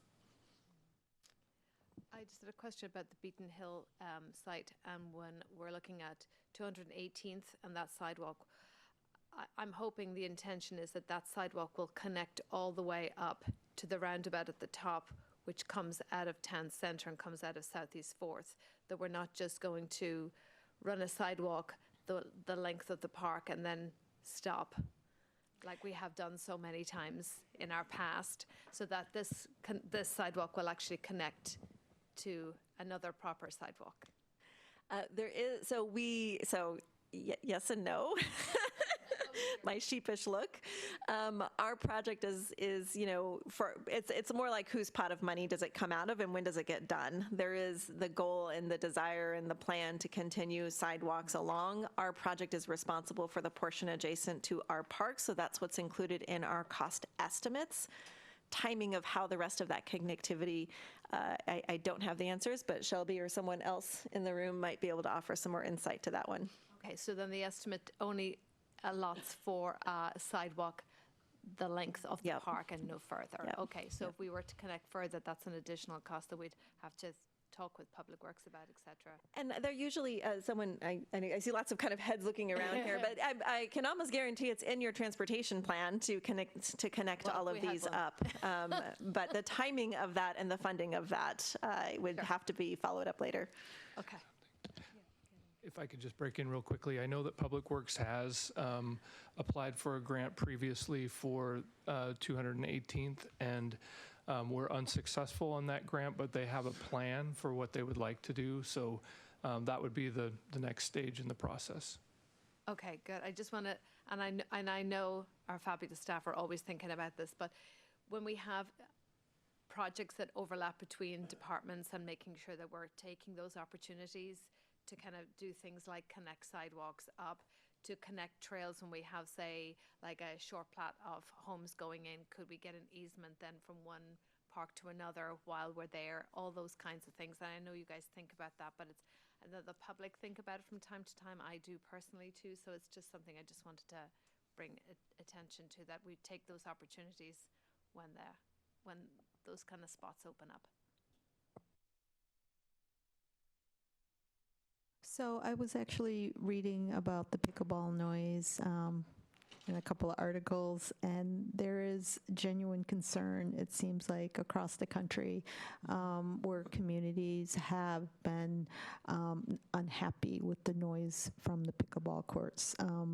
From what I've read, tennis is about 25 decibels and pickleball is 70. So the volume is pretty different. And I'd hate to be in the position of not doing a little bit more due diligence and finding out how far that noise travels. On 218th, there is a whole street full of residents. And I know that we just restriped East Sammamish, the pickleball courts there. And I think the summer will be its first full use. I think we'll probably learn a lot from that. But I would kind of, I guess, just put it out there that there is that concern about the noise, and maybe we can have the conversation how to mitigate earlier than waiting it, until it becomes a problem. Thank you. Heard very much in a number of formats for that. We've also been starting to do some research because it is coming up a lot, and it is such a popular growing sport right now. There are some studies being done for really what you can do, particularly within the fencing, for some sort of abatement. What materials can you use? How can you attribute something within the fencing? There's a lot of studies on how successful or not successful vegetation alone is, and how to make it more successful. But at the end of the day, vegetation is not your only solution to really truly address, a strong concern with noise. And so it's ultimately going to be a combination of features. We have allotted for some cost in our estimate for vegetation and for buffering and for other sorts of things, but the master plan really, the report itself will identify this as something that needs a lot of concern in the future. It's not something we can do another one of those deep dives into this project though, but yes, it will definitely be highlighted as a area of more detailed design. Can I dovetail on that? I had a concern about the lighting for the pickleball courts. I assume that most of the play will occur during the warmer, drier months, and when we probably don't need the lights.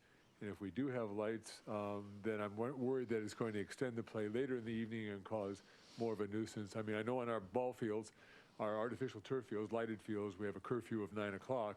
And those are used year-round because the surface can accommodate that. But I question whether, if we have a 9 o'clock curfew, I mean, pretty much that happens anyway in the summertime with a lack of light after that time. But I think the light would be adequate other times of the year that we don't need the lighting. And I think that's an expense that we can pare back because it's unnecessary both for anticipated play, and also the noise factor that we don't want to keep it going for too long into the evening. Thank you.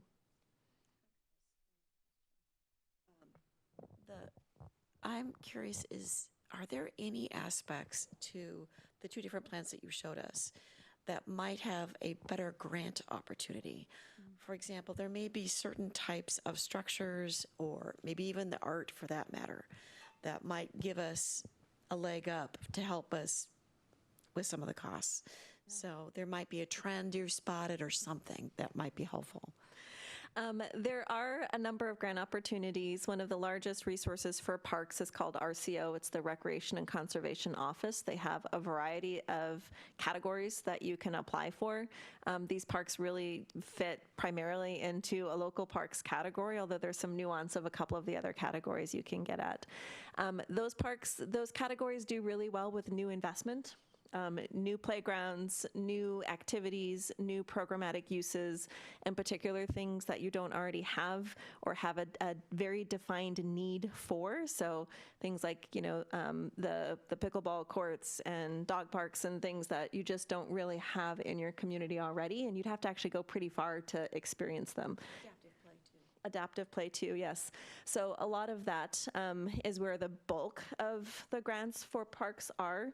There are some interesting newer grants starting to come out about inclusivity, about accessibility. They are geared mostly more towards regional trails and other sorts of multimodal facilities. But it gives me some hope that there might be some interesting ones that could apply to connectivity and things within parks in and of itself.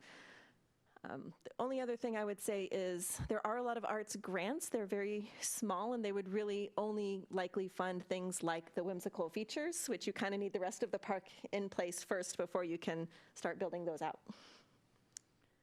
Yeah, so on that note, I know you noted that the play structure in Big Rock Park South would be for, all ages and abilities. I just want to make sure that whenever we build play structures, we're looking at that, and we're really looking at kind of the latest and greatest. I think the last time we talked about this, I raised that we had a group of kids come in, right? They had designed like an accessible playground.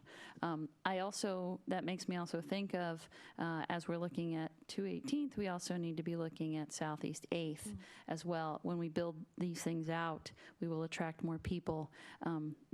There is no shoulder for a section of that roadway. And again, that could tie into, we have an ADA plan, so can we kind of look at, could we create the ability to make that accessible, creating the sidewalk and shoulder all the way to the park so that people aren't walking along a section of roadway where there's not even a shoulder, you really just have the white line. So I'd like to see that, but mostly, thank you, this is amazing. Thank you. Both the playgrounds are very carefully made sure that they are accessible. Even the hillside play is fully accessible from top to bottom with additional opportunities and space for other kinds of features. So definitely important. I just have a question about the budgets. And I assume you generated the budgets by going out for quotes, for preliminary quotes from construction companies and engineering companies and things like that? Or is that just an estimate that you came up with? It is an estimate. We don't have design drawings to actually get contractors to do any kind of quotes on. That would happen as part of like a final design process. So what we do at this stage in the project is we use all of the bids that we have received from similar facilities and parks. We try to focus them on the last 3 years because that's kind of the COVID pricing that we're seeing. We delve a little back further into history for more unique elements. We also compare that to, so it's our own quotes that we've received in bid prices from recently constructed or in process of construction parks. We also use some state resources. WashDOT's got bid tabs of every project that's ever been bid. And so some areas, particularly paving, parking, things that are more the vehicle improvements have really good solid prices based on that. And then there are some resources and guides locally that are also used that we don't rely on the US means and other sorts of guides quite as much, but they are a good comparison because we always try to find more than one estimate and more than one example to base our estimates on. I will tell you right now, costs are highly volatile. Our bids are coming in from below budget to extremely over budget on some projects, and it's just so variable still. We do expect that to start to settle. We're hearing a lot in the community, and we try to really stay on top of what our regional community and resources are saying, and in the next few years, they do expect some of those costs to settle. So essentially, you're telling us the confidence level you have on the budget right now is still... It's fairly conservative. So I actually would think as those prices settle and we no longer in the COVID scare of resourcing and sourcing of materials, some of these items should likely come down. Other items will continue to grow up. So it is confident in, as a place in time, if you were to bid this today, it is highly confident. 5-10 years from now, as you develop final design, those estimates will all be updated and readjusted as those higher levels of design continue. And how do you feel, what's the probability that the 25% contingency will not be needed? Let me put it this way. You can always design to a budget. If you want everything you see on the plan, that contingency, you generally expect to need that contingency. The contingency follows not just in the final design, but also in construction. Particularly on Big Rock South, you're digging into a lot of existing facilities and unknowns. We debated a little bit back and forth how much that contingency should be for Big Rock South. And again, as design gets more detailed, you uncover new things, the contingency goes down, and then you just can adjust at that point in time. Just based on my experience, a 25% contingency is quite generous.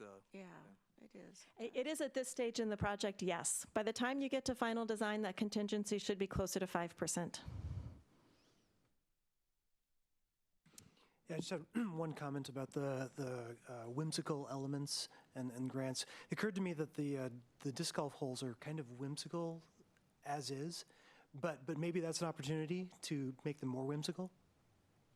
I think that'd be super cool. If you had some crazy baskets to aim for, I think kids might get into that sport an awful lot too. Did your numbers show any kind of, maintenance costs going forward? I can't remember. Not at this point in time, they did not.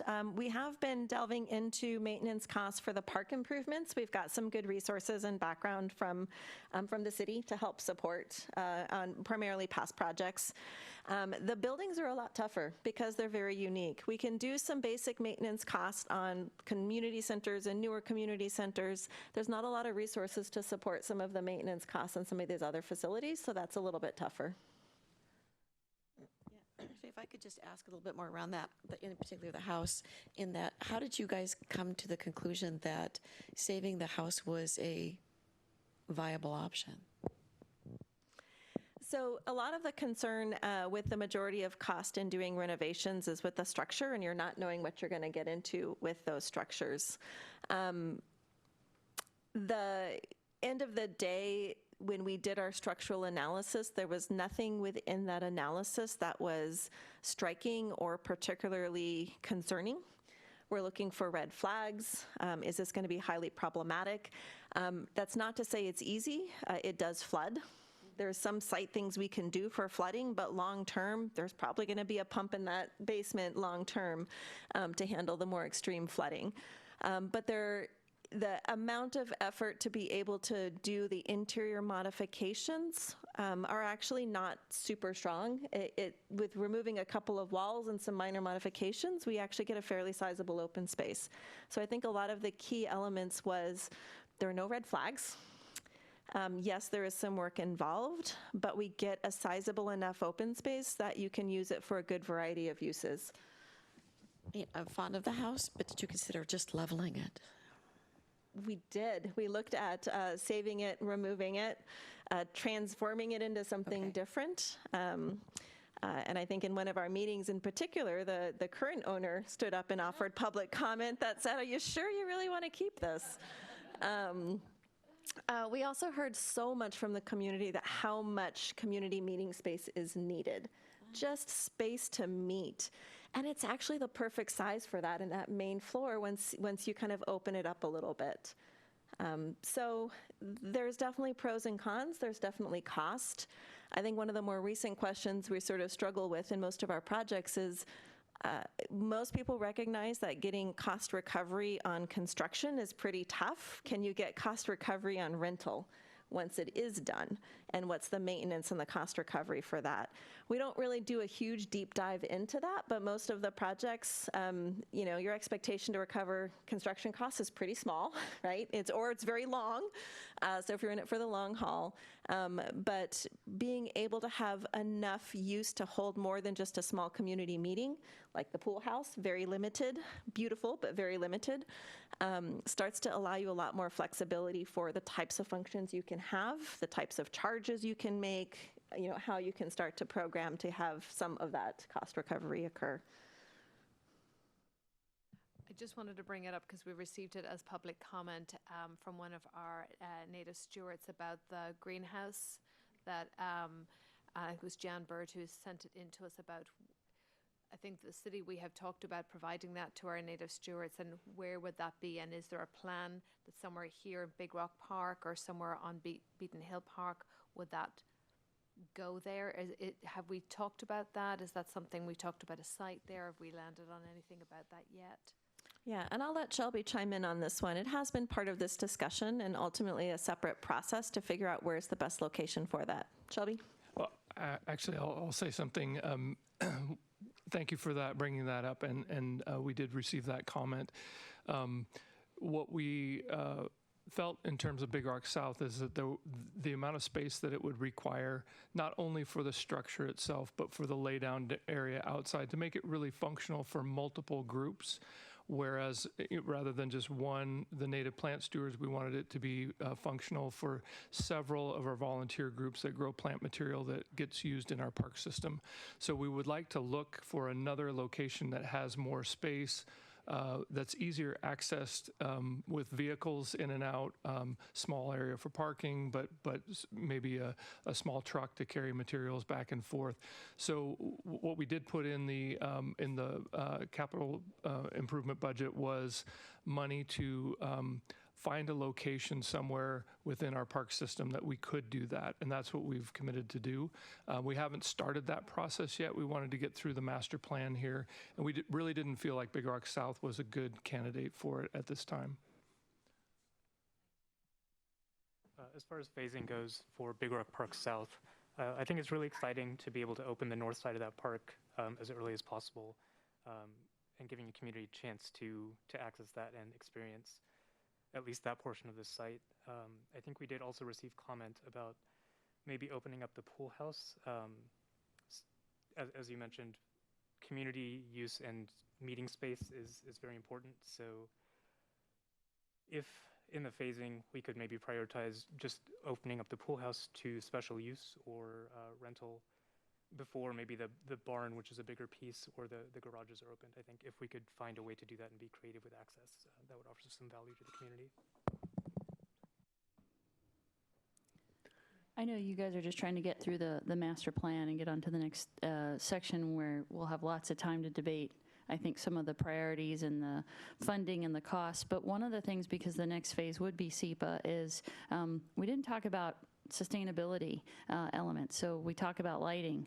Can we make sure that all the lighting is solar powered? Can we talk about, what kind of, do you need to talk about now what kind of materials we might use for, say, this new parking? Like there are materials that we can have more pervious surfaces for the parking lots instead of just, concrete, which has multiple issues from a carbon perspective and impervious surface. So is that something that we need to talk about now before you go to SEPA, or is that something that we would talk about as we get more into the detailed designs? We have in the master plan report, so not only SEPA is coming next, and so we identify what some of those opportunities are, but it's less focused on sustainability and more focused on just sort of the physical impact on the site. So some of those sustainability items come in, particularly the ones around stormwater in our SEPA. The larger kind of impact I think we have in sustainability is in the master plan report, where we start to identify some of those, and then a lot of that is in the final design. There are some things we've certainly looked at from the stormwater function, a little bit of materiality, native plants and things like that. But the more kind of intensive sustainability opportunities take a deeper dive for life cycle cost, maintenance of, think about materials that you could use as you restructure and do the interior of the buildings. You have a wide variety of sustainability options and all of the pros and cons of those options. But the heat island effect, the stormwater, the porosity, those are elements that are part of our general stormwater approach to the site, and those will be part of the master plan. Great, because we definitely need the parking, but that's a whole lot of concrete. And again, concrete at every step of the way is bad for the environment. So to the extent that we can find potential alternatives there, that just feels like a real win. Thanks. I have some concerns about the number of opportunities we have for engagement at Beaton Hill Park. Looking at the dog park, the pickleball courts, and the pea patch, I wonder if 55 parking spaces or 53 is going to be enough. And there, as far as I understand, there's no overflow parking possibility there. We have a similar number of parking stalls at Big Rock Park South, but there is the mosque across the street that gives us an opportunity for overflow parking. In fact, I parked there on Saturday when I went to the open house. And so I love including all these elements, but I just wonder if we have enough parking to support what's going on there. Yeah, part of our process, we do actually do it's kind of an odd process. We do essentially an occupancy study for the park. If you're familiar with building design and building construction, you have maximum occupancy for buildings. There's no really set black and white standard for parks. So what we do is we look at all of the spaces and we literally sort of figure out what is the absolute maximum number of people? Like if everyone was sitting at every bench and every table was full and every event was actually being used, how many people does that actually equal? And then we apply a very similar 2.5, stalls per person to that number. But then we have to discount it, because when do you ever go to a park and literally everything is packed to the gills? So we discount it by 50%, and that's our typical average. It's not quite peak. Peak is probably more than that, but that's a good solid use of a park, a very active park. And then 25% of that tends to be more of an everyday kind of use. So when we run those numbers on just Beaton Hill, we have 62 stalls provided, and that's including the on-street, okay? The absolute max, if you had a person everywhere you possibly could, you have about 98 stalls, right? So if you take half that, which is the more reasonable high use to peak use, you would need 49 stalls. Average everyday use, we would anticipate closer to 20 to 30 stalls. So for the typical use, it's a pretty decent amount for what's being proposed. I would say where you would run into trouble is if the Pea Patch had its opening day celebration and 2 people per Pea Patch were there, and you had a pickleball tournament going on, and the dog park community had a big dog fest, and you had a cleanup party for the wetland area. And that's literally what we do. If you were to do everything all at once, what's a reasonable number of people to use the site? And we realistically know that that's not likely, but it's good to understand your max so you can come up with a fairly good conservative average and then your typical daily. Big Rock South is where you run into problems, and I think we have not been shy about saying that. The one thing I didn't mention on Big Rock South is one of the benefits of the parking configuration we chose is to allow that roundabout at the end. That both allows our emergency vehicle access, but it also gives us access to the Central Meadow as potential overflow. We don't like relying solely on something, a private business or a private entity across the street, and we do kind of recognize that there might be events where we need to think about on overflow on site as well. Just to add, on Saturday, I went through all the Big Rock parks, and I counted 13 cars at North, and so 18, it seemed busy for... Yeah, and that's the only parking for all of the system right now, yeah. For the dog park, you talk about having an area for big dogs and an area for small dogs. And for somebody who owns a 6-pound Yorkie Poo and a 9-pound Yorkie Poo, small dogs have a different meaning, okay? And active and small.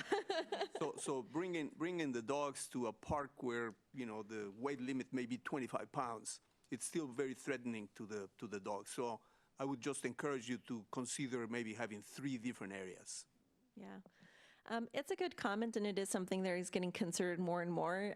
We tend to, if you sort of think about the politically correct to the dog, it's not whether it's small or large, but maybe whether it's shy or timid or confident, right? And so it's all in really, or both. I feel for you. Mine are 6 and 20, so yeah, I think the reality is it's just a really small site. So it's about an acre total. And so you're just going to have to sort of play those ears a little bit. As we look at the fencing, we kind of look at, there is a couple different ways you can do the fencing to subdivide that. And so that central fencing that separates them, there's a little bit of flexibility in where that can go as you start to use dog parks more, as we start to understand the use of this more. Those sorts of things can be continued to work out. How big is the dog park at Beaver Lake in comparison? See, when we did the calc, it was 2 to 3 acres when we looked at it last time.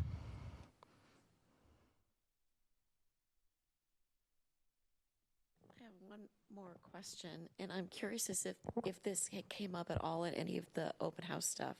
Has anyone been worried about personal safety in the parks? Everyone is talking here about, I don't get hit by a car, but as I think about the Microsoft campus, where we have phones that are placed in, emergency call boxes placed around campus. I'm just curious if you're seeing a trend in that, if any of you have mentioned it at all. There hasn't been a lot of concern along the trails themselves. I will also say we're somewhat preemptive early in our process to talk about it and talk about some of the strategies about clearing along trails and not having dead ends that you can't see and those kinds of things.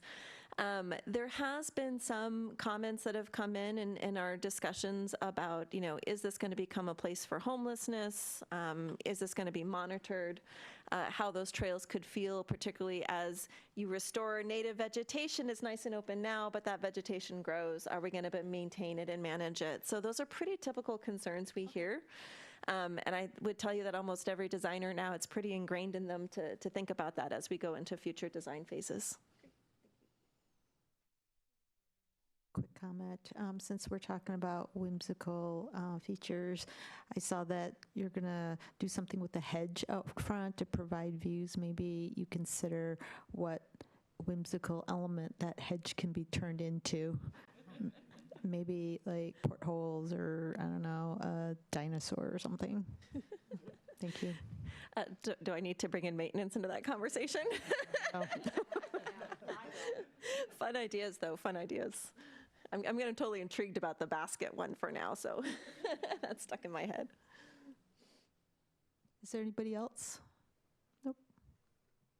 I will say, all joking aside, I think what you guys are starting to drive to is how can we take what we already know we need to do in the park and bring it some whimsy. And so regardless of what the end result is, I think that's just kind of a mantra that it's been a key part of this park, but it's a hard element to define, right? And so I like the way that's you're starting to think about it. Juliet, you didn't tell us the schedule, though. When do you anticipate all of this is going to be completed, all the phases? So our next step is simply the SEPA process. And then we're trying to present the final master plan for adoption to City Council this summer. That then allows us to start looking at grants and funding. There is no funding for final design or construction. There are currently no grants to support the final design or a first phase of construction. So the schedule beyond this, I would say, is unknown. But the goal is always to find some small investments to keep some of that momentum. And so the trail work on Big Rock South is a big part of that. Whether that will be able to continue into other areas is yet to be determined.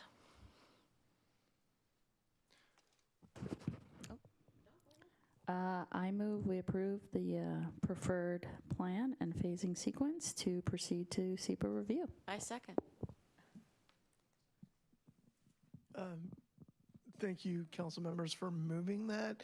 If I could request, I believe we are going to, when this meeting adjourns, we are going to move up to the dais. And then I would ask that we do it once we have started the special meeting portion of the meeting tonight. I was just reading. They were typing, and I was reading the teleprompter. My apologies. That was my direction. I apologize. I forgot I we were like going to how move you back all to the follow dais. directions. That's Yeah, it would also allow council the opportunity, if there is any public comment tonight, to hear that before you approve the plan. But I did want to take the opportunity to thank everyone. This is really helpful, and we value the opportunity to be able to sit around and dialogue with our commission and council. So staff is appreciated.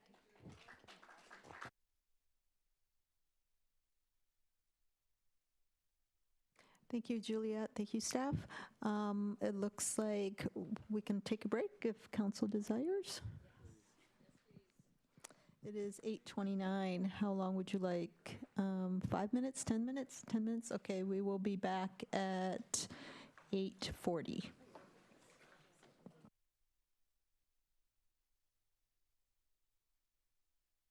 Well, I'm going to get...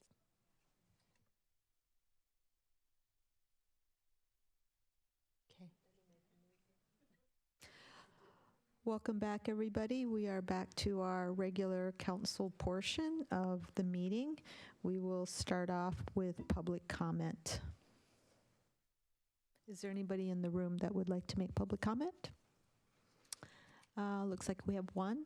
Carrie?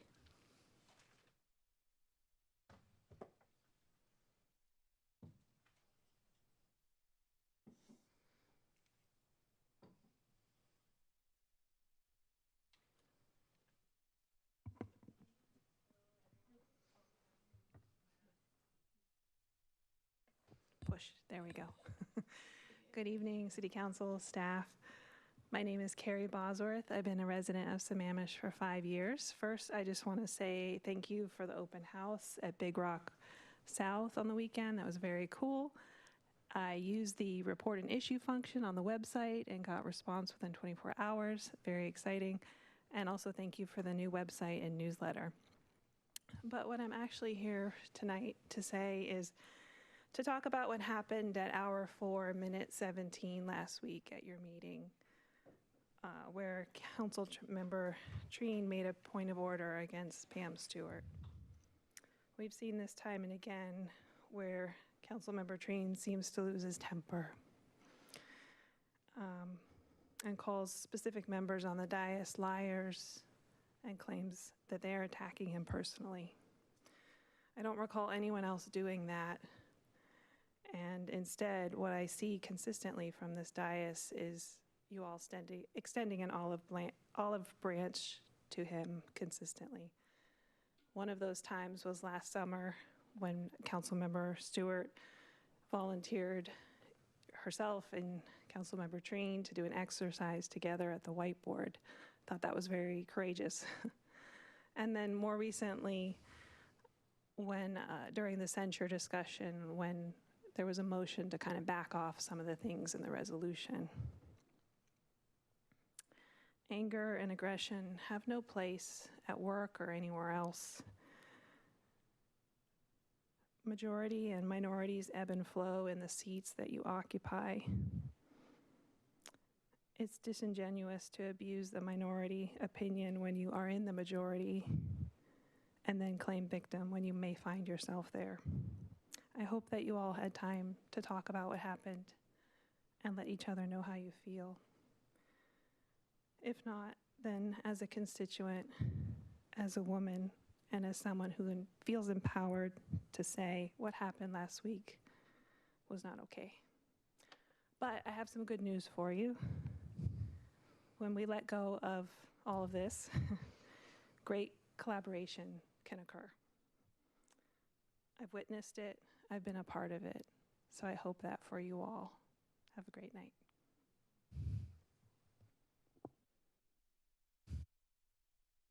Thank you, Carrie. On to online.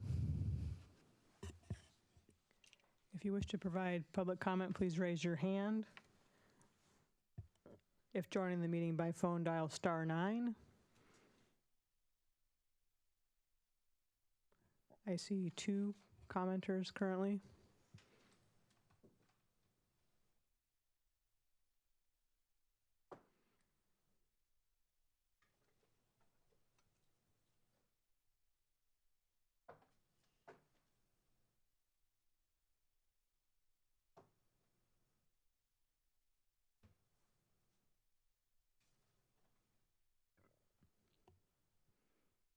Jan Bird.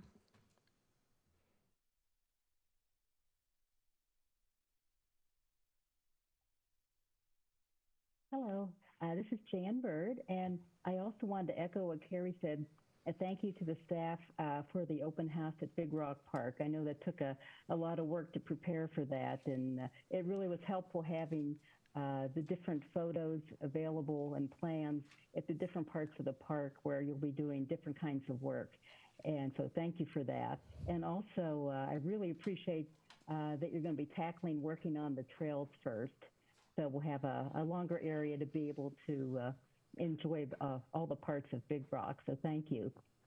And I hope when, it looks like you were going to provide a number of places for small group meetings, and that would be really important because, and I hope some of it will be considered free for small, grassroots group that, don't have any money to pay for rent. So I'm hoping that will be the case. Last time we had the Native Plant Steward course, we almost couldn't find a place to have it. And luckily, the Sammamish Plateau Water and Sewer District, allowed us to use their space. And also thank you to Kevin for filling me in on where we're at with the nursery and greenhouse, because that wasn't clear to me where we were with that. So thank you.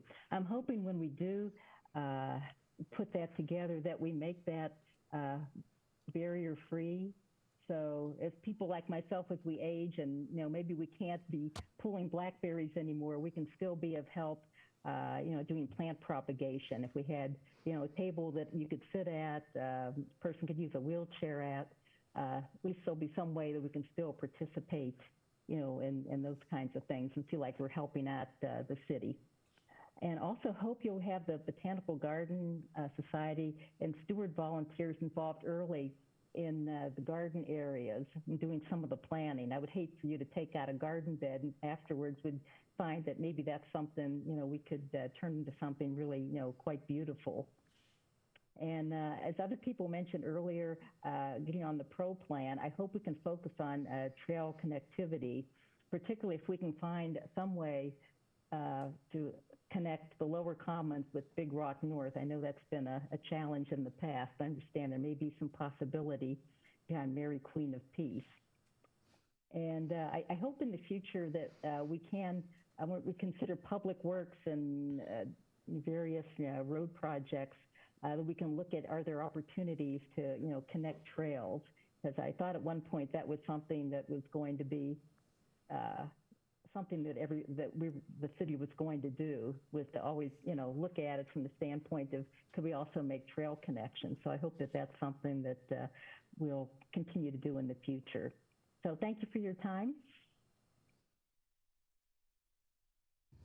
Thanks, Jan. Mm-hmm.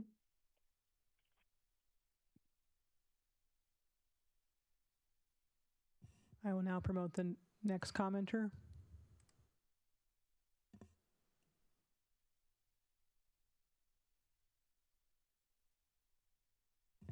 Mr. Stickney. Good evening, City Council. Paul Stickney, Sammamish. What an inspiring hour before your meeting with the Snoqualmie tribe and the gift of the 8th generation blanket. Awesome. Makes me think of 7th-generation planning approach, which is what part of my comment is about this evening. March Madness is here, and that's great for those who love sports. And my focus today, however, is on the word madness. Let's jump right in. The way I see it is it's madness for our city to be so far along on housing foundational parts of the comprehensive plan, absent having done two critically important things first. The city has neither quantified all internal housing gap needs for our community, nor have we fairly contrasted over 40 consequences of radically different housing ideological approaches. What's at stake? To determine which housing alternative ideology offers the most holistic added enrichments for our community in sustainable ways. Over the last couple of campaign cycles, there was an approach employed by some that I call FUD, fear, uncertainty, and doubt. But there's an opposite approach with far more community value, TTS, trust, truth, and solutions.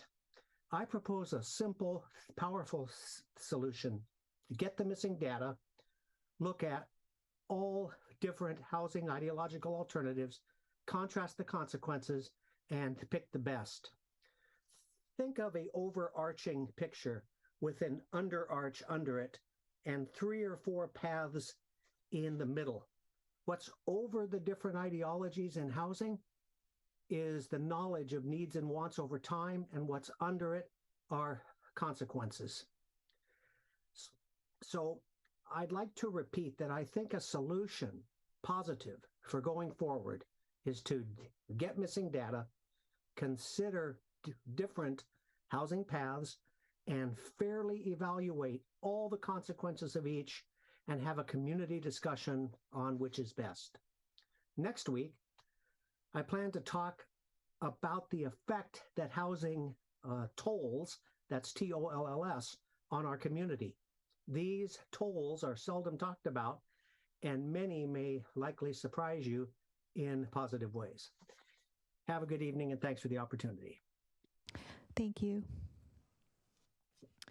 So next up, we will be going back to the motion for Beaton Hill. I see Parks and Rec sitting there waiting. So I think Councilmember Stewart, you were ready to make the motion. Sure. I don't know, do we need to present anything, Mr. City Manager? We can dive right in. Okay. Then I move to approve the preferred master plan designs for both Beaton Hill and Big Rock Park South as presented in the joint meeting. Second. It's been moved and seconded, and Councilmember Stewart, did you want to speak to your motion? I really want to thank everyone who provided public comment. I want to thank the Parks Commission and the staff. I think there's a lot of public outreach for this, so I'm super excited. As it was stated, for those who might still have concerns or comments, this is the first phase, right? There's a lot more design to do before we get to the build, so there's still opportunities for people to provide input. With that, I hope we can move forward. Thank you for that. Any discussion? Okay, seeing none. Those in favor? Aye. Aye. Opposed? Oh, opposed? Motion passes. Thank you. Thank you, Parks and Rec team. So next up is we will be with the Director of Community Development to identify the Climate Action Plan greenhouse gas emissions and vehicle miles traveled reduction goals and receive an overview of the Community Advisory Group plan. Great. Thank you, Deputy Mayor Lamb. And happy birthday too, by the way. Thank you.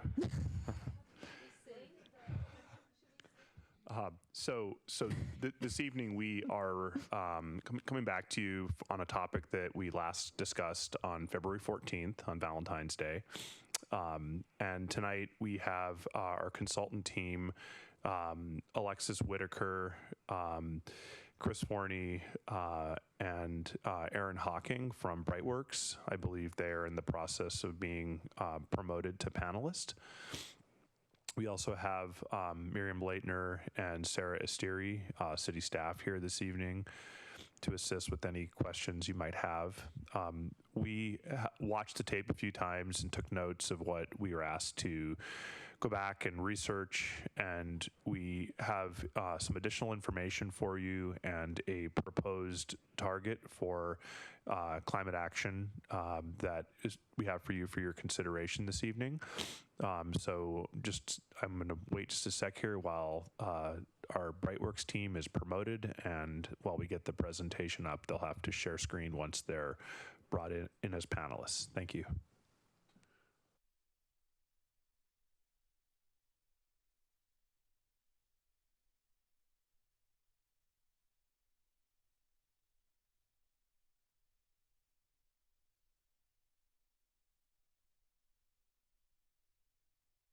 Hello there, good to see you all again. I'm just waiting for Aaron to get connected here. Wonderful. Okay, with that, we'll go ahead and share our screen.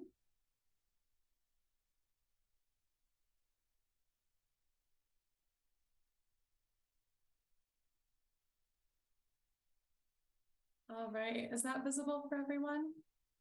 Yes, thank you. Wonderful. Great. I can take it from here. Thank you, Alexis. So thank you all for being here tonight. We have a presentation for you all to revisit our baseline emissions and goal and target setting. So I'm Erin Hawking with Brightworks Sustainability, and Alexis Whitaker is here as well. And we can go to the next slide. So as I mentioned, I think we all have met before, but Aaron Hawking with Brightworks Sustainability. I am a consultant, and we have Alexis Whitaker, senior consultant with Brightworks Sustainability here as well.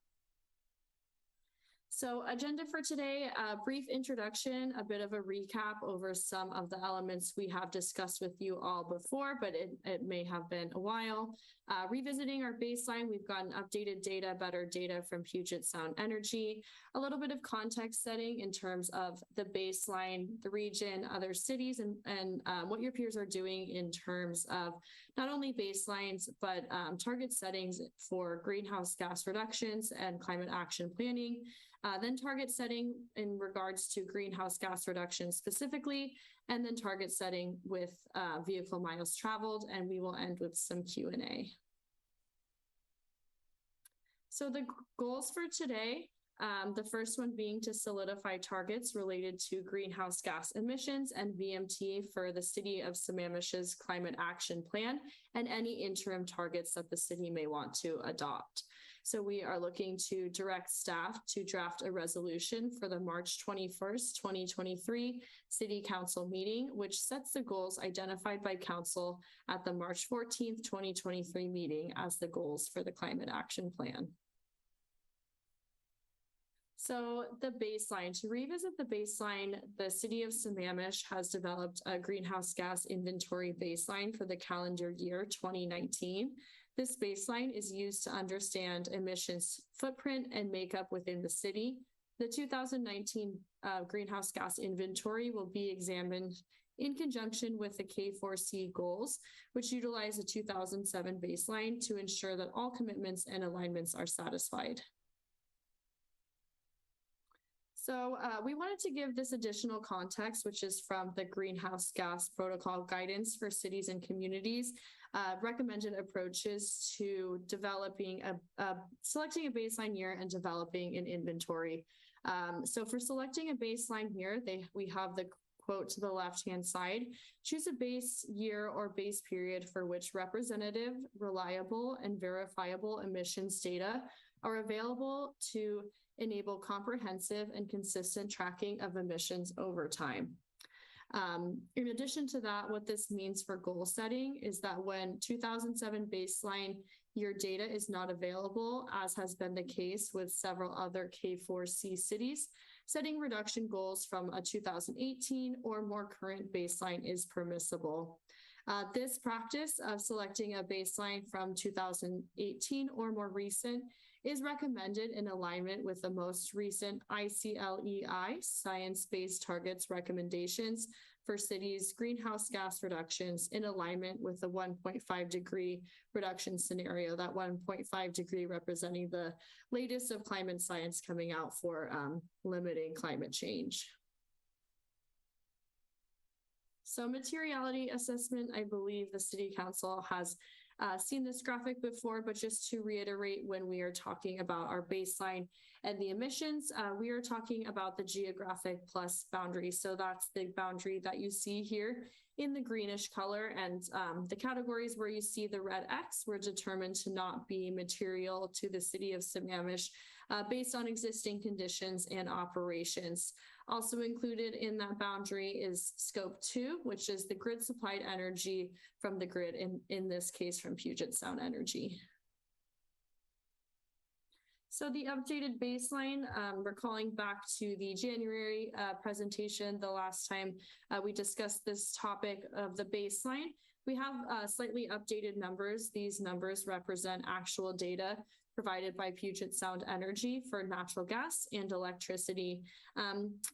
The baseline has not changed too significantly. We're still seeing proportionally what we expected from the baseline, but the numbers are updated to represent actual data from the City of Sammamish for calendar year 2019. Electricity trend. So when we were able to receive the data from Puget Sound Energy, we were able to get not only 2019 data, but through 2020, 2021, and 2022. What we want to point out here is that the emissions are trending, the usage, the kilowatt hour usage is trending up slightly over time. So we just want to be aware of this increase when we are looking to set reduction goals. On the left-hand side, we also have a breakdown of the electricity usage makeup for calendar year 2019. Similar to when we discussed it last time, you see the large majority of usage coming from residential units, as well as a smaller portion from commercial, and then a very small sliver from industrial, and then citywide lighting as well. Natural gas, we see some similar trends. We do see a bit of a dip in 2020 and 2021. This is common for a lot of cities and municipalities, businesses as well, as of course we had the COVID pandemic, which did impact usage, but we do see usage going up in 2022 to be higher than it was back in 2019. Again, on the left-hand side, you have the breakdown, vast majority associated with residential usage, with a smaller footprint coming from commercial and very small amount coming from industrial uses. So context, this section, we just want to give a little bit more context to guidance from K4Cs, an example from neighboring cities and jurisdictions, showing pathways to meet K4C's greenhouse gas reduction goals in alignment with the commitments that the city of Sammamish has made. So regional context, you'll see across the top of this table here, we have the K4C, the Puget Sound Regional Council, Washington State, federal, as well as neighboring cities, Kirkland, Redmond, Issaquah, Bellevue, and Mercer Island. So what you'll see here is the baseline year. This is the year that these jurisdictions and municipalities have set their reduction goals from. This is kind of the starting point for which they will be targeting emissions reductions. Below that, you'll have the 2030 reduction goal and 2050 reduction goal.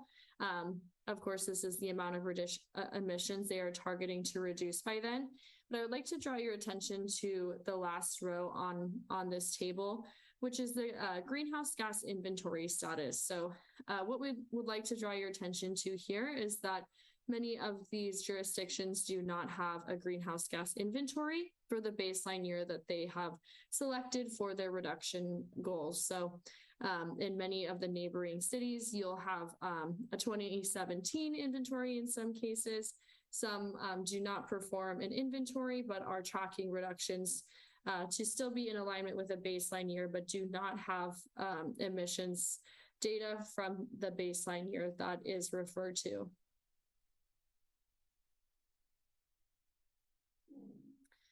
So just one more example of how this information is contextualized and how these goals are achieved or projected. We just have an example from the city of Redmond as well as the city of Shoreline. You can see in both of these wedge analyses that are common in the climate action planning that we see our reduction goals starting from about 2019 or 2020.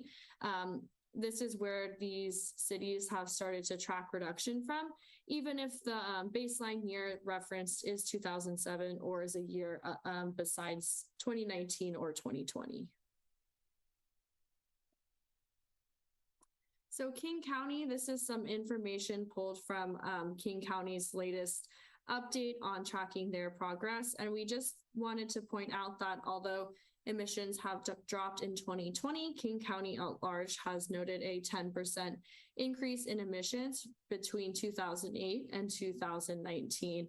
So partners within King County and K4C have seen emissions rising over time, and it's important to consider the feasibility of target setting when we're setting goals and emission strategies. So just a bit more context from King County as to what is driving these changes in emissions over time.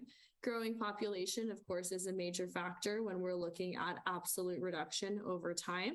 And then the reductions in emissions, or the reason that they are not going up as quickly as populations, are due to improvements such as improved vehicle efficiency, decreased commercial energy use, decreased residential use, and decreased waste generation per person. So just some highlights for the city of Sammamish specifically that we found while gathering data from both King County, other jurisdictions, and local neighboring cities. The greenhouse gas inventory that we have been working on with this city is conducted with real Sammamish specific data rather than extrapolations or proxy data. We feel that this gives the city a very realistic and accurate view of the baseline that is very important for setting reduction targets and realizing real reductions over time.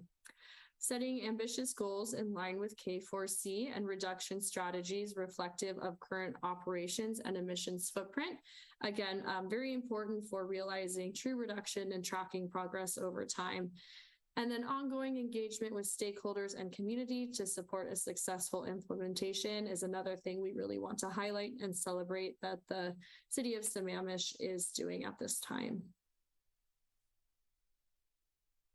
Wonderful, and I'll go ahead and take it from here. During the last council meeting, there were several questions around setting greenhouse gas reduction goals for the Climate Action Plan. So we're going to take some time in this section to address some of those questions that arose. We're going to start off with a headline here. We are recommending a goal of achieving greenhouse gas reductions of at least 50% by 2030, 75% by 2040, and 95% by 2050 from a 2019 baseline within the City of Sammamish. And in the following slides, we're going to present analysis that contextualizes this goal within regional frameworks. Starting off with the K4C joint commitment, as we proceed on the Climate Action Plan, this K4C joint commitment is really our North Star. By signing on to the K4C joint commitment, the City of Sammamish has committed to reducing greenhouse gas emissions in alignment with this goal, which includes 50% by 2030 and 95% by 2050. K4C compares this to a 2007 baseline as they were undertaking this work in 2008. The City of Sammamish may choose to adopt a goal over and above the K4C commitment, which is an action taken by a minority of K4C signatories. In order to make sure that we are in line with this North Star, we had a conversation with Matt Kuharek over at K4C to ensure alignment with best practices between the City of Sammamish and K4C. This meeting was on March 6th, and we had a chance to pull together some information, some questions that the council has been asking, and hear directly from the source a response to those questions. The top takeaways from that call were that recent and reliable data is the most important element of a greenhouse gas inventory. Historical data is not available for many cities within K4C. It's not reliable and is not always indicative of what needs to be targeted for emissions reductions. And finally, where interim targets are flexible, the 95% to net zero by 2050 is the most critical milestone regardless of baseline year. We discussed the proposed target of reducing emissions 50% by 2030 and 95% by 2050 compared to a 2019 baseline, and Matt confirmed that this would be aligned with K4C targets. In addition to meeting with K4C, we also worked with city staff to evaluate our proposed targets against a 2007 baseline. While data is not available for the City of Sammamish in 2007, according to the King County and Puget Sound Regional Emissions Analysis, total greenhouse gas emissions have increased approximately 11% compared to 2007. So we're expecting 2019 emissions to be about 11% higher. So this figure was used to backcast greenhouse gas emissions in 2007 and create an estimate for emissions then versus now. This slide compares the trajectory of a 95% reduction target with a 2007 versus 2019 baseline. And as you can see, the rate of emissions reduction is approximately 3% per year with the 2019 baseline and 2.2% per year with the 2007 baseline. Similarly, a 95% reduction results in 2050 emissions in the range of 22,000 to 26,000 metric tons of CO2 equivalent per year. This is not necessarily to say that we are aiming for 25,000 metric tons of emissions in 2050. Our target is a reduction target, meaning that we're recommending reducing emissions 95% by 2050, rather than emitting 5% of current levels in that year. The idea is not to emit 25,000 tons of carbon every year past 2050. Rather, the goal is to reduce emissions relative for a base year for which we have reliable data. A side-by-side comparison shows the estimated emissions in 2050 are within a percentage point of each other using each of these baseline years.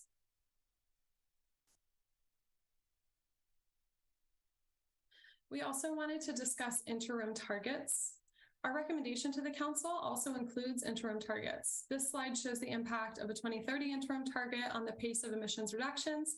As you can see, achieving 50% emissions reductions by 2030 would require a more aggressive year-over-year reduction of 4.55% until 2030, and then 2.5% year-over-year from 2030 to 2050. An interim target with a 2007 baseline is shown for reference. You can see that that's a bit more of a straight line than what we're proposing. Next, we wanted to add a little bit more context. Because we've been able to secure that data from PSC that Aaron showed earlier, we thought it would be useful to contextualize what those emission targets mean in light of emission trends in Sammamish. Emissions have generally been increasing, meaning the annual targets will have to be quite aggressive to meet that interim 2030 goal, meaning that this is really an aggressive cutting edge target of 50% by 2030. We also wanted to bring up the 2040 interim target. So as you can see here, once Sammamish makes it past 2030, the pace of emissions reductions comes to match that of a 2007 baseline more closely, since many of those emissions reduction gains should be realized by that date. Finally, we wanted to provide the council with summary statistics. This data is primarily for reference. It shows year-over-year emissions needed to meet all 2030, 2040, and 2050 targets in both absolute and relative terms. So all that to say, we're providing metric tons of carbon dioxide equivalent reductions, as well as percentages, to give you all a strong sense of how each of these trajectories compares. On to vehicle miles traveled target setting. During the council meeting on February 14th, Valentine's Day, there was also discussion for target setting around vehicle miles traveled in conjunction with the greenhouse gas vehicle miles traveled reduction strategy and the climate action plan. We're proposing a goal of reducing per capita vehicle miles traveled, or VMT per capita, by 30% by 2030 and 50% by 2050 as compared to a 2016 baseline. These goals will be used within the greenhouse gas vehicle miles traveled reduction strategy, as well as the transportation sections of the climate action plan and comprehensive plan element. Some regional context here. So we wanted to display transportation targets related to vehicle miles traveled for K4C, PSRC, Washington State, and nearby cities. As you can see in this table, K4C has established a baseline year of 2017 with the goal of reducing VMT per capita by 20% by 2030 and 50% by 2050. Most other parties use the same goal with the exception of Washington State and Redmond, which both aim for 30% by 2030. As you'll recall from our recommendation, we've heard from the council that it's important to maintain aggressive targets related to climate action, which is why we're suggesting a 30% reduction target by 2030. Nearby cities use a variety of baseline years. As you can see, we have 2017, 2011, 2019. And they usually provide this VMT goal within the transportation section of their climate action plan. As with the greenhouse gas goals, we thought it would be valuable to visualize the reduction pathway for vehicle miles traveled. Unfortunately, data is not available for 2017 for the city of Sammamish as a point of comparison, but the 2016 baseline year is very proximate to K4C's baseline year of 2017. We have VMT data from the traffic engineer for 2016, 2028, and 2035, just to give you a sense of what's available and most accurate in our analysis.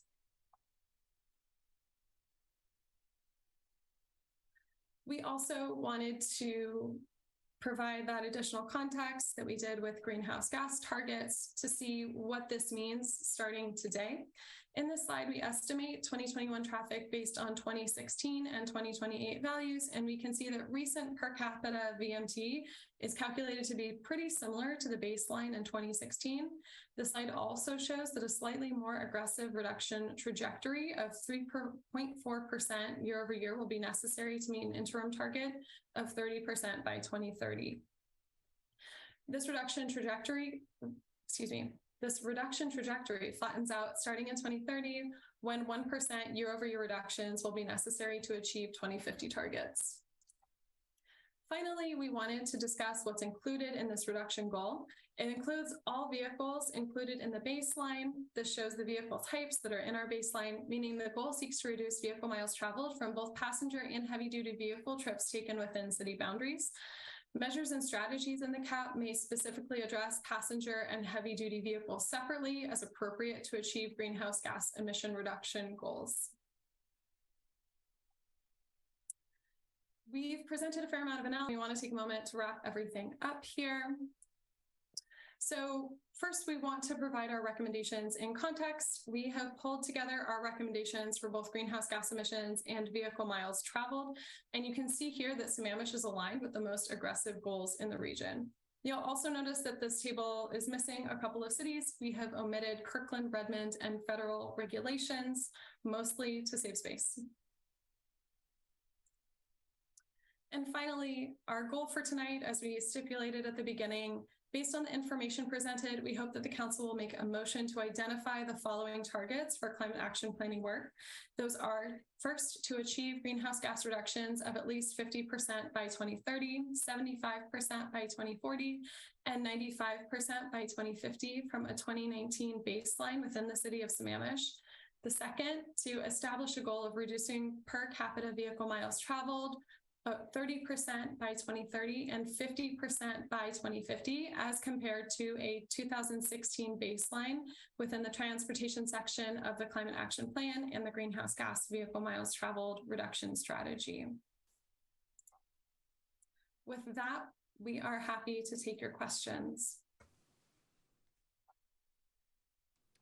Council, I'll open up to questions.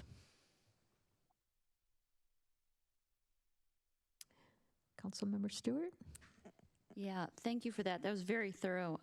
I didn't capture the slide number, but at the very beginning, you had like your scope slide about what was in scope. And I just want to make sure when we're talking about this reduction in greenhouse gas emissions, I know what we're applying these percentages to.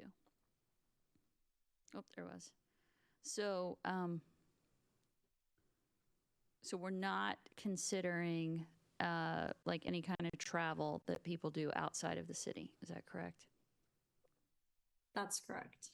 But we are considering anything that I do within the city borders. So anything at my house, any driving I do in the city, et cetera? Yes. Okay.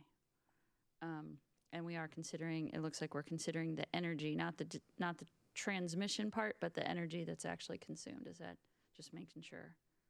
That's correct. Okay. Yes, it will be energy consumed within the boundary of the city of Sammamish. If I could add one thing to this. So as part of the climate action plan and as part of the community climate action plan, we will be discussing with the community advisory group, with the planning commission, with the parks board, hopefully, and with the city council, some additional policies and direction around how we can engage the sustainability coordinator position in the community to help try to educate and have intervention opportunities with citizens to help people understand what their decisions, what their alternatives are. We're not going to necessarily track that from the purpose of outcomes because there are external factors that we have a hard time tracking. But I just did want to say that is something we plan to build into the climate action plan. But for the purpose of this conversation, because we're tracking emissions and vehicle miles traveled that we have control over or that we can directly influence, that is why we're taking this approach. That's great.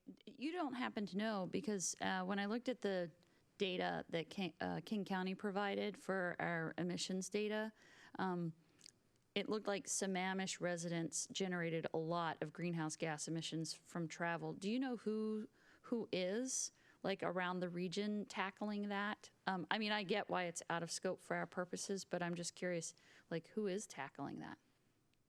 So, yeah. Oh, go ahead.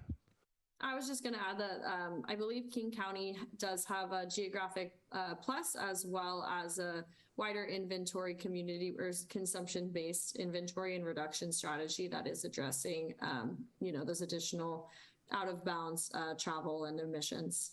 So I would imagine that as a phase 2, right after we get our phase 1 cap, we'll have to figure out for phase 2, how do we kind of tie into the King County plans? But I appreciate you going back because it goes by quickly, so I want to make sure I understood. There's also that opportunity for the city's lobby voice in Olympia, and with regard to state law and how we influence any federal lawmaking regarding the travel sector. I think that's one that's. While we are just one small voice in a sea of cities, we are one voice, so we could take advantage of that. Thanks, David. That's a really good point and important, right? You have the slides where you show the pie charts, and yes, the vast majority of our emissions are from residential. Where do city operations fall? Do you put them in commercial, industrial, or residential? So city operations will fall within commercial energy use, with the exception of lighting that you could consider under city operations as well, but it would be a subset of commercial. Okay, great. Well, thank you for doing this, because I think this is why we wanted to push for the Climate Action Plan to really include the community piece, because I think our city operations are just such a tiny part of all of that. So I do appreciate all of that. When you look at the vehicle miles traveled reductions, those are on a per capita basis. The greenhouse gas emissions are total, correct? That's correct, yeah. Okay. And that's to fall in line with K4C's goals. Yep. They use per capita for vehicle miles traveled and absolute emissions for their greenhouse gas emissions goals. So we're going to vote on a set of goals here, but one of the things we don't know today, right, at this moment when we vote on this, is the vehicle miles traveled, right? A big chunk of our greenhouse gas emissions come from residents driving, right? That's probably like the single biggest chunk of, possibly, right? Maybe it's our houses and heating and lighting up our houses, but we know that there's a big chunk of driving there. If we achieve these vehicle miles traveled goals, like, how do we correlate that to know, will those be enough to help us achieve our greenhouse gas goals? Or will that be something that as you work on this plan, we may need to come back and tweak these things, because we say, hey, even if we hit our vehicle miles traveled goals, unless all cars are zero emission cars pulling only 100% clean electricity to power them, we're still not going to meet our goals, or something like that. Because I see a very tight correlation between those two, but I don't see the math that says if we hit this one, then it's going to help us hit that other one. Absolutely. And I think that's an astute observation, and you are one step ahead. That's the role of our calculations that are forthcoming, the wedge analysis, which, let me see if this is in the right direction, but we've provided some examples from other cities. And so this is our next step once we have our goals solidified, calculating the impact of various measures. And so what we're going to look at is emissions that are avoided through actions currently underway, identifying that gap that exists, saying, hey, even when we've done X, Y, and Z, we still have a remaining emissions profile to meet that 2030 goal, that 2040 goal, that 2050 goal. And then from there, there's going to be additional measure development. So I think you're really astute. Erin, I don't know if you have anything to add.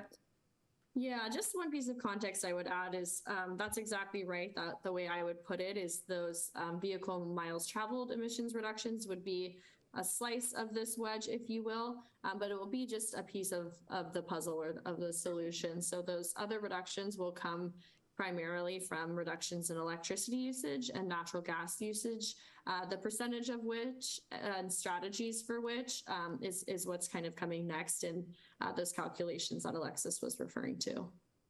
Yeah, and just as a reference, so the greenhouse gas reduction goals will be in reference to this baseline we're displaying here, which, as you can see, has a lot of natural gas and electricity. Transportation is certainly sizable, but we have a lot of different levers available in order to meet that overarching goal.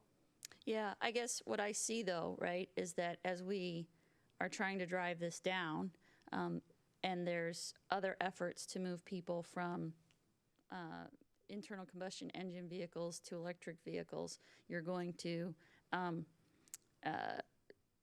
the transportation sector is going to just add to those electricity. And again, we have limited effect on the greenness of that electricity, right? We have an effect, but we have a limited effect. So again, driving vehicle mile, to me, there's a tight correlation between the reduction of vehicle miles traveled and the reduction in greenhouse gas emissions. And we're going to vote on those right now, but we don't know if these will work in conjunction with each other to achieve what we're trying to achieve. I think that's what I'm trying to ask, is how do we iterate on that as we go through these plans?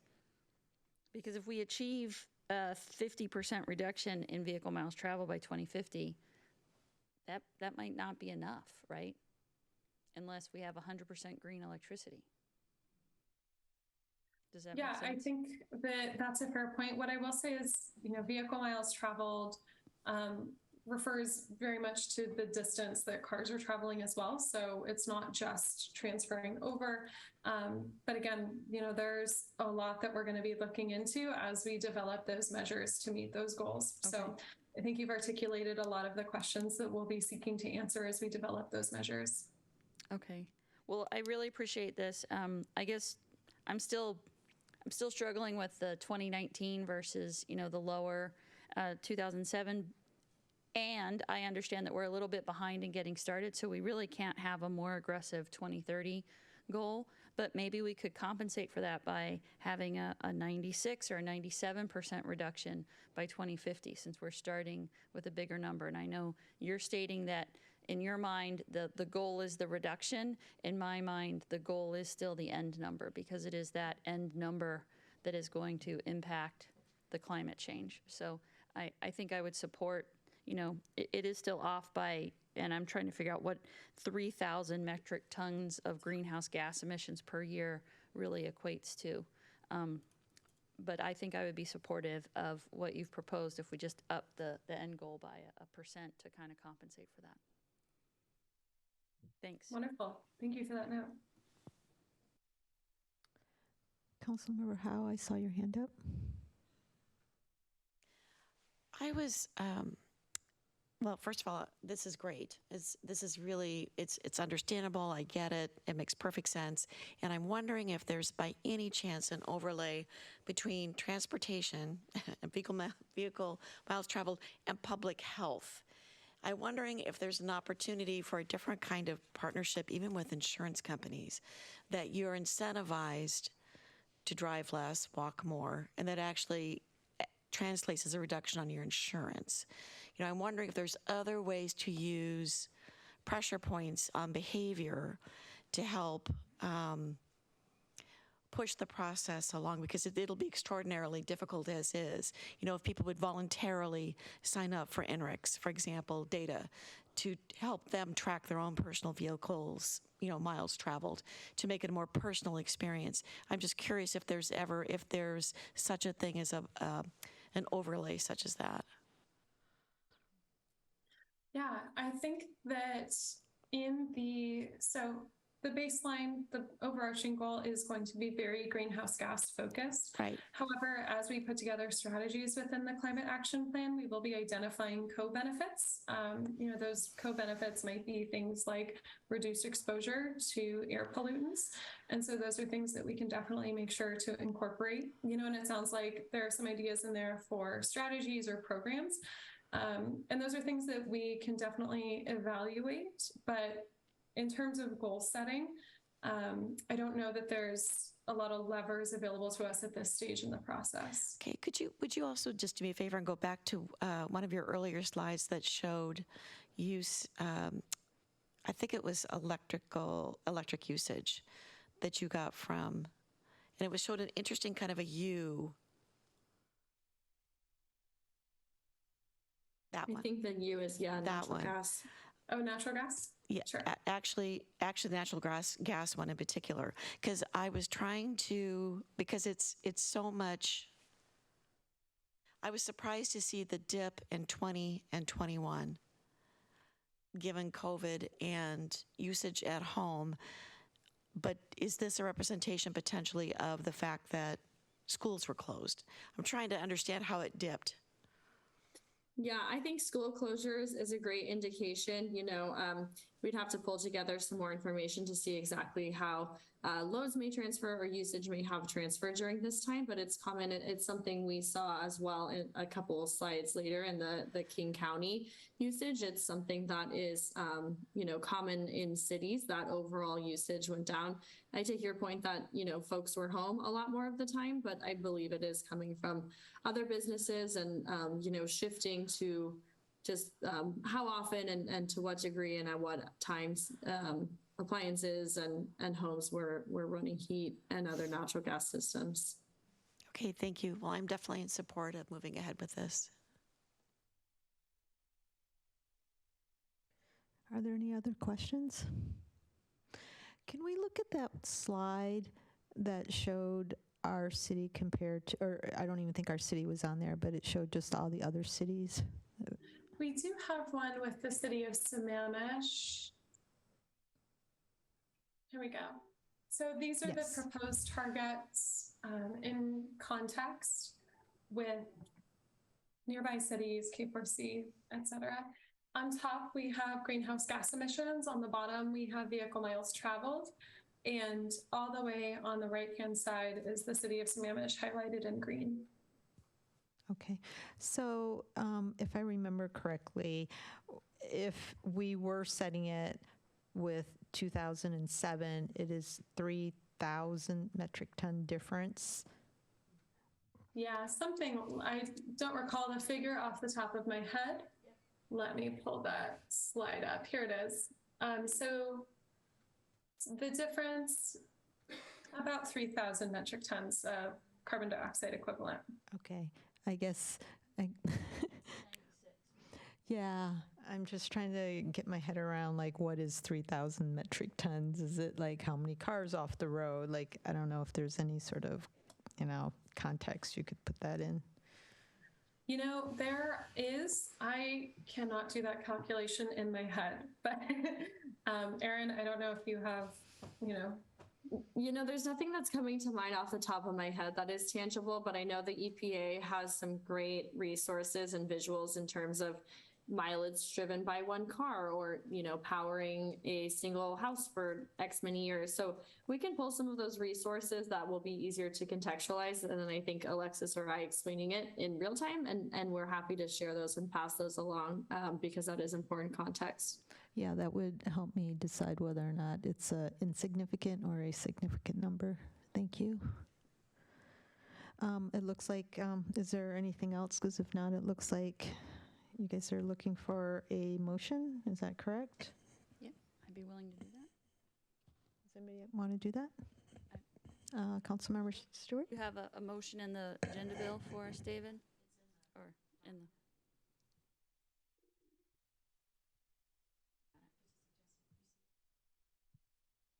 This is it on the screen. Okay. And you know I'm going to tweak it, right? So I move that the council identify the following targets for the climate action planning work. 1, that we achieve greenhouse gas reductions of at least 50% by 2030, 75% by 2040, and 96% by 2050 from a 2019 baseline within the city of Sammamish. And that we establish a goal of reducing per capita vehicle miles traveled per capita 30% by 2030 and 50% by 2050 as compared to a 2016 baseline within the transportation section of the Climate Action Plan and within the GHG-VMT reduction strategy. That was a mouthful. Second. It's been moved and seconded. Councilmember Stewart, did you want to speak to your motion? Yeah, again, I want to really thank you guys for bringing forward this data. I do think this was super helpful. Sadly, this is the easy part. The hard part is yet to come.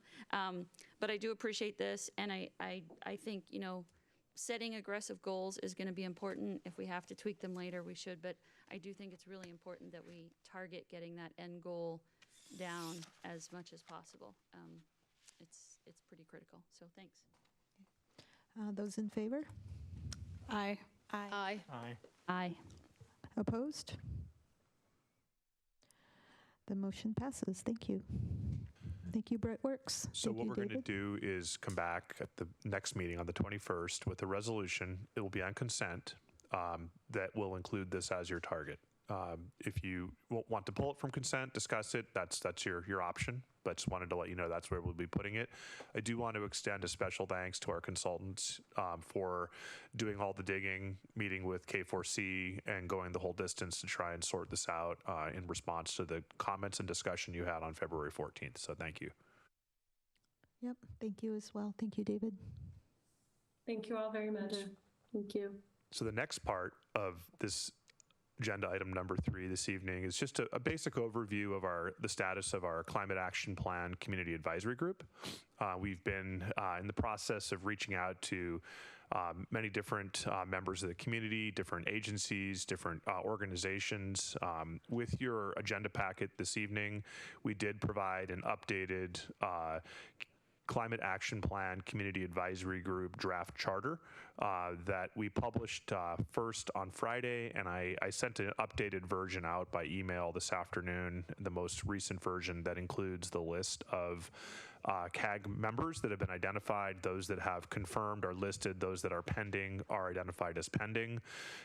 We are continuing to work with the interested parties and those we've reached out to ensure that they have enough information. We did provide the draft charter to all parties that we've been in contact with so they can see what the focus of the group is, what the meeting schedule is, and how it fits into the into the Climate Action Plan project. We're really excited to get started with this and to work with the community. We're targeting 12 members. That's usually a group that's workable. It could go up or down depending on how many we actually end up with. If there's a lot of interest, we'll make accommodation. That does tend to lead to a longer meeting, so we may have to go from a 2-hour meeting to a 2.5 or 3-hour meeting, which is fine with us. You know, we want to make sure to get through the material and hear everyone's voice. So I just wanted to give you the opportunity to provide feedback or ask any questions about that process. We do feel that we are on track to have the first meeting on April 12th, where we'll really provide a background about the the Climate Action Plan, talk about the role of the Community Advisory Group, allow the group to do meet and greet, and to set the agenda moving forward. The next meeting will be in May and will be regarding background information, as it's going to take us a few meetings to integrate the Community Advisory Group into the Climate Action Plan process and mesh up the cadence of meetings and information. Really where the Community Advisory Group is most helpful and useful in this process is when we start to explore strategies and potential actions that can be taken or that can be included in the Climate Action Plan. That's really where we're hoping to get feedback from the community, ideas from the community, and really help make it Sammamish appropriate. We want to make sure that we're setting ourselves up for success and that the community is included in this as they're ultimately the ones that are tasked with implementing it.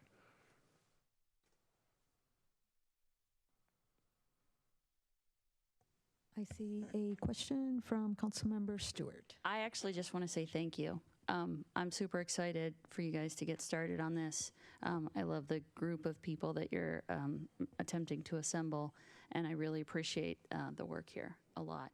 I did want to say I finally found the conversion chart, and so 3,000 metric tons of greenhouse gases is equivalent to 3,319,228 pounds of coal being burned. And it would take 49,605 tree seedlings grown for 10 years to sequester that amount of greenhouse gas emissions. Okay. So there you go. There you have it. Thank you, though. This is going to be exciting. Thank you. Councilmember O'Farrell. Thank you, David. I just wanted to ask, when the CAG meet, will these meetings be available to the public? Can they watch them, or will there be recordings of the meetings? Is there anything like that? Yeah, so the intent here is that the CAG, being administratively appointed, doesn't have opportunity for public comment at the beginning, during, or after the community advisory group meetings. However, we will be holding meetings via Zoom, and we will be, just like we are with these city council meetings, posting as part of the agenda the Zoom link, and any member of the community can watch the meeting. And we've also created a climate, or I think it's a Climate CAG is what, Climate CAG at sammamish.us. I'd have to verify that. There's an email address we've created, and what that will do is it will, instead of releasing all of the community advisory groups' private emails as public record out and publishing those, instead we're going to provide one email address that an interested member of the community can email in comments, and it will be blind copied to all of the individual private email accounts of the community advisory group members. So we will be promoting all of the community advisory group members to panelist status like we do in these meetings, and any other member of the community has opportunity to watch that meeting in real time. We will also be recording the meetings and posting them to the community advisory group website. Are there any other questions? Nope. I just wanted to thank you, David, for organizing all of this.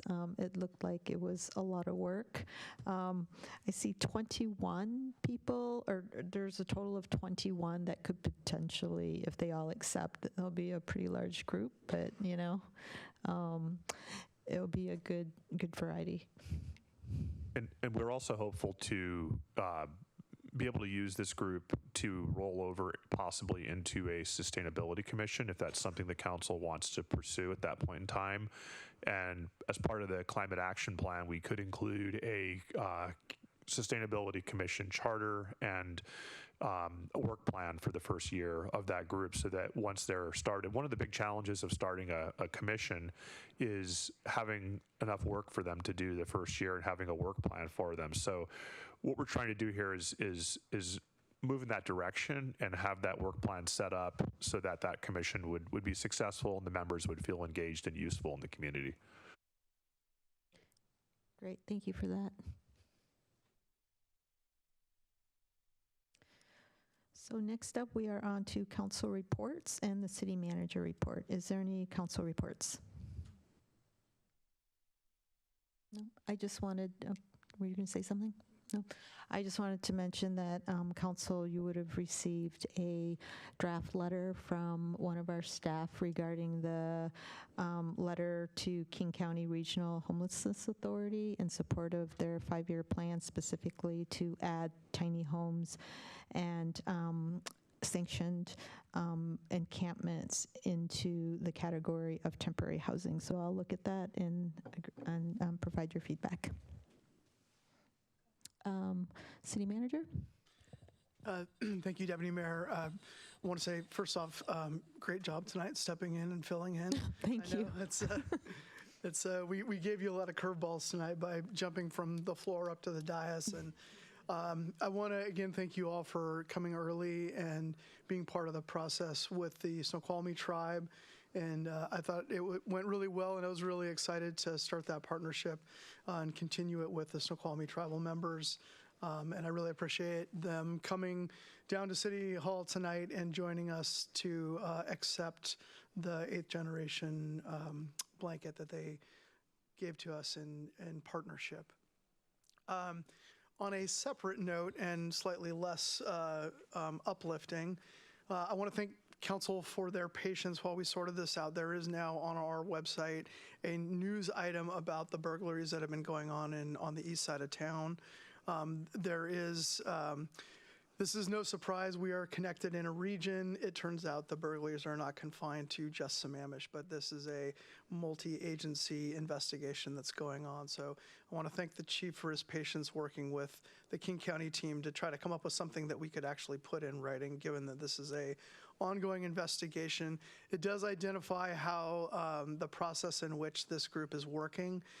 It provides the opportunity to call in tips if you have them to either the police department or there is a link to the online reporting tool with the King County Sheriff's Office that will get routed to the Sammamish PD. there are also some ways that things that individual residents can do in their homes to help prevent these types of burglaries.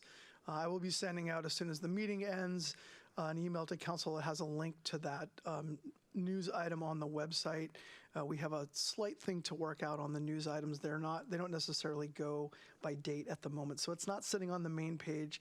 It's something we need to fix, but the link is directly active in what I'm sending you. So I just wanted to call that out.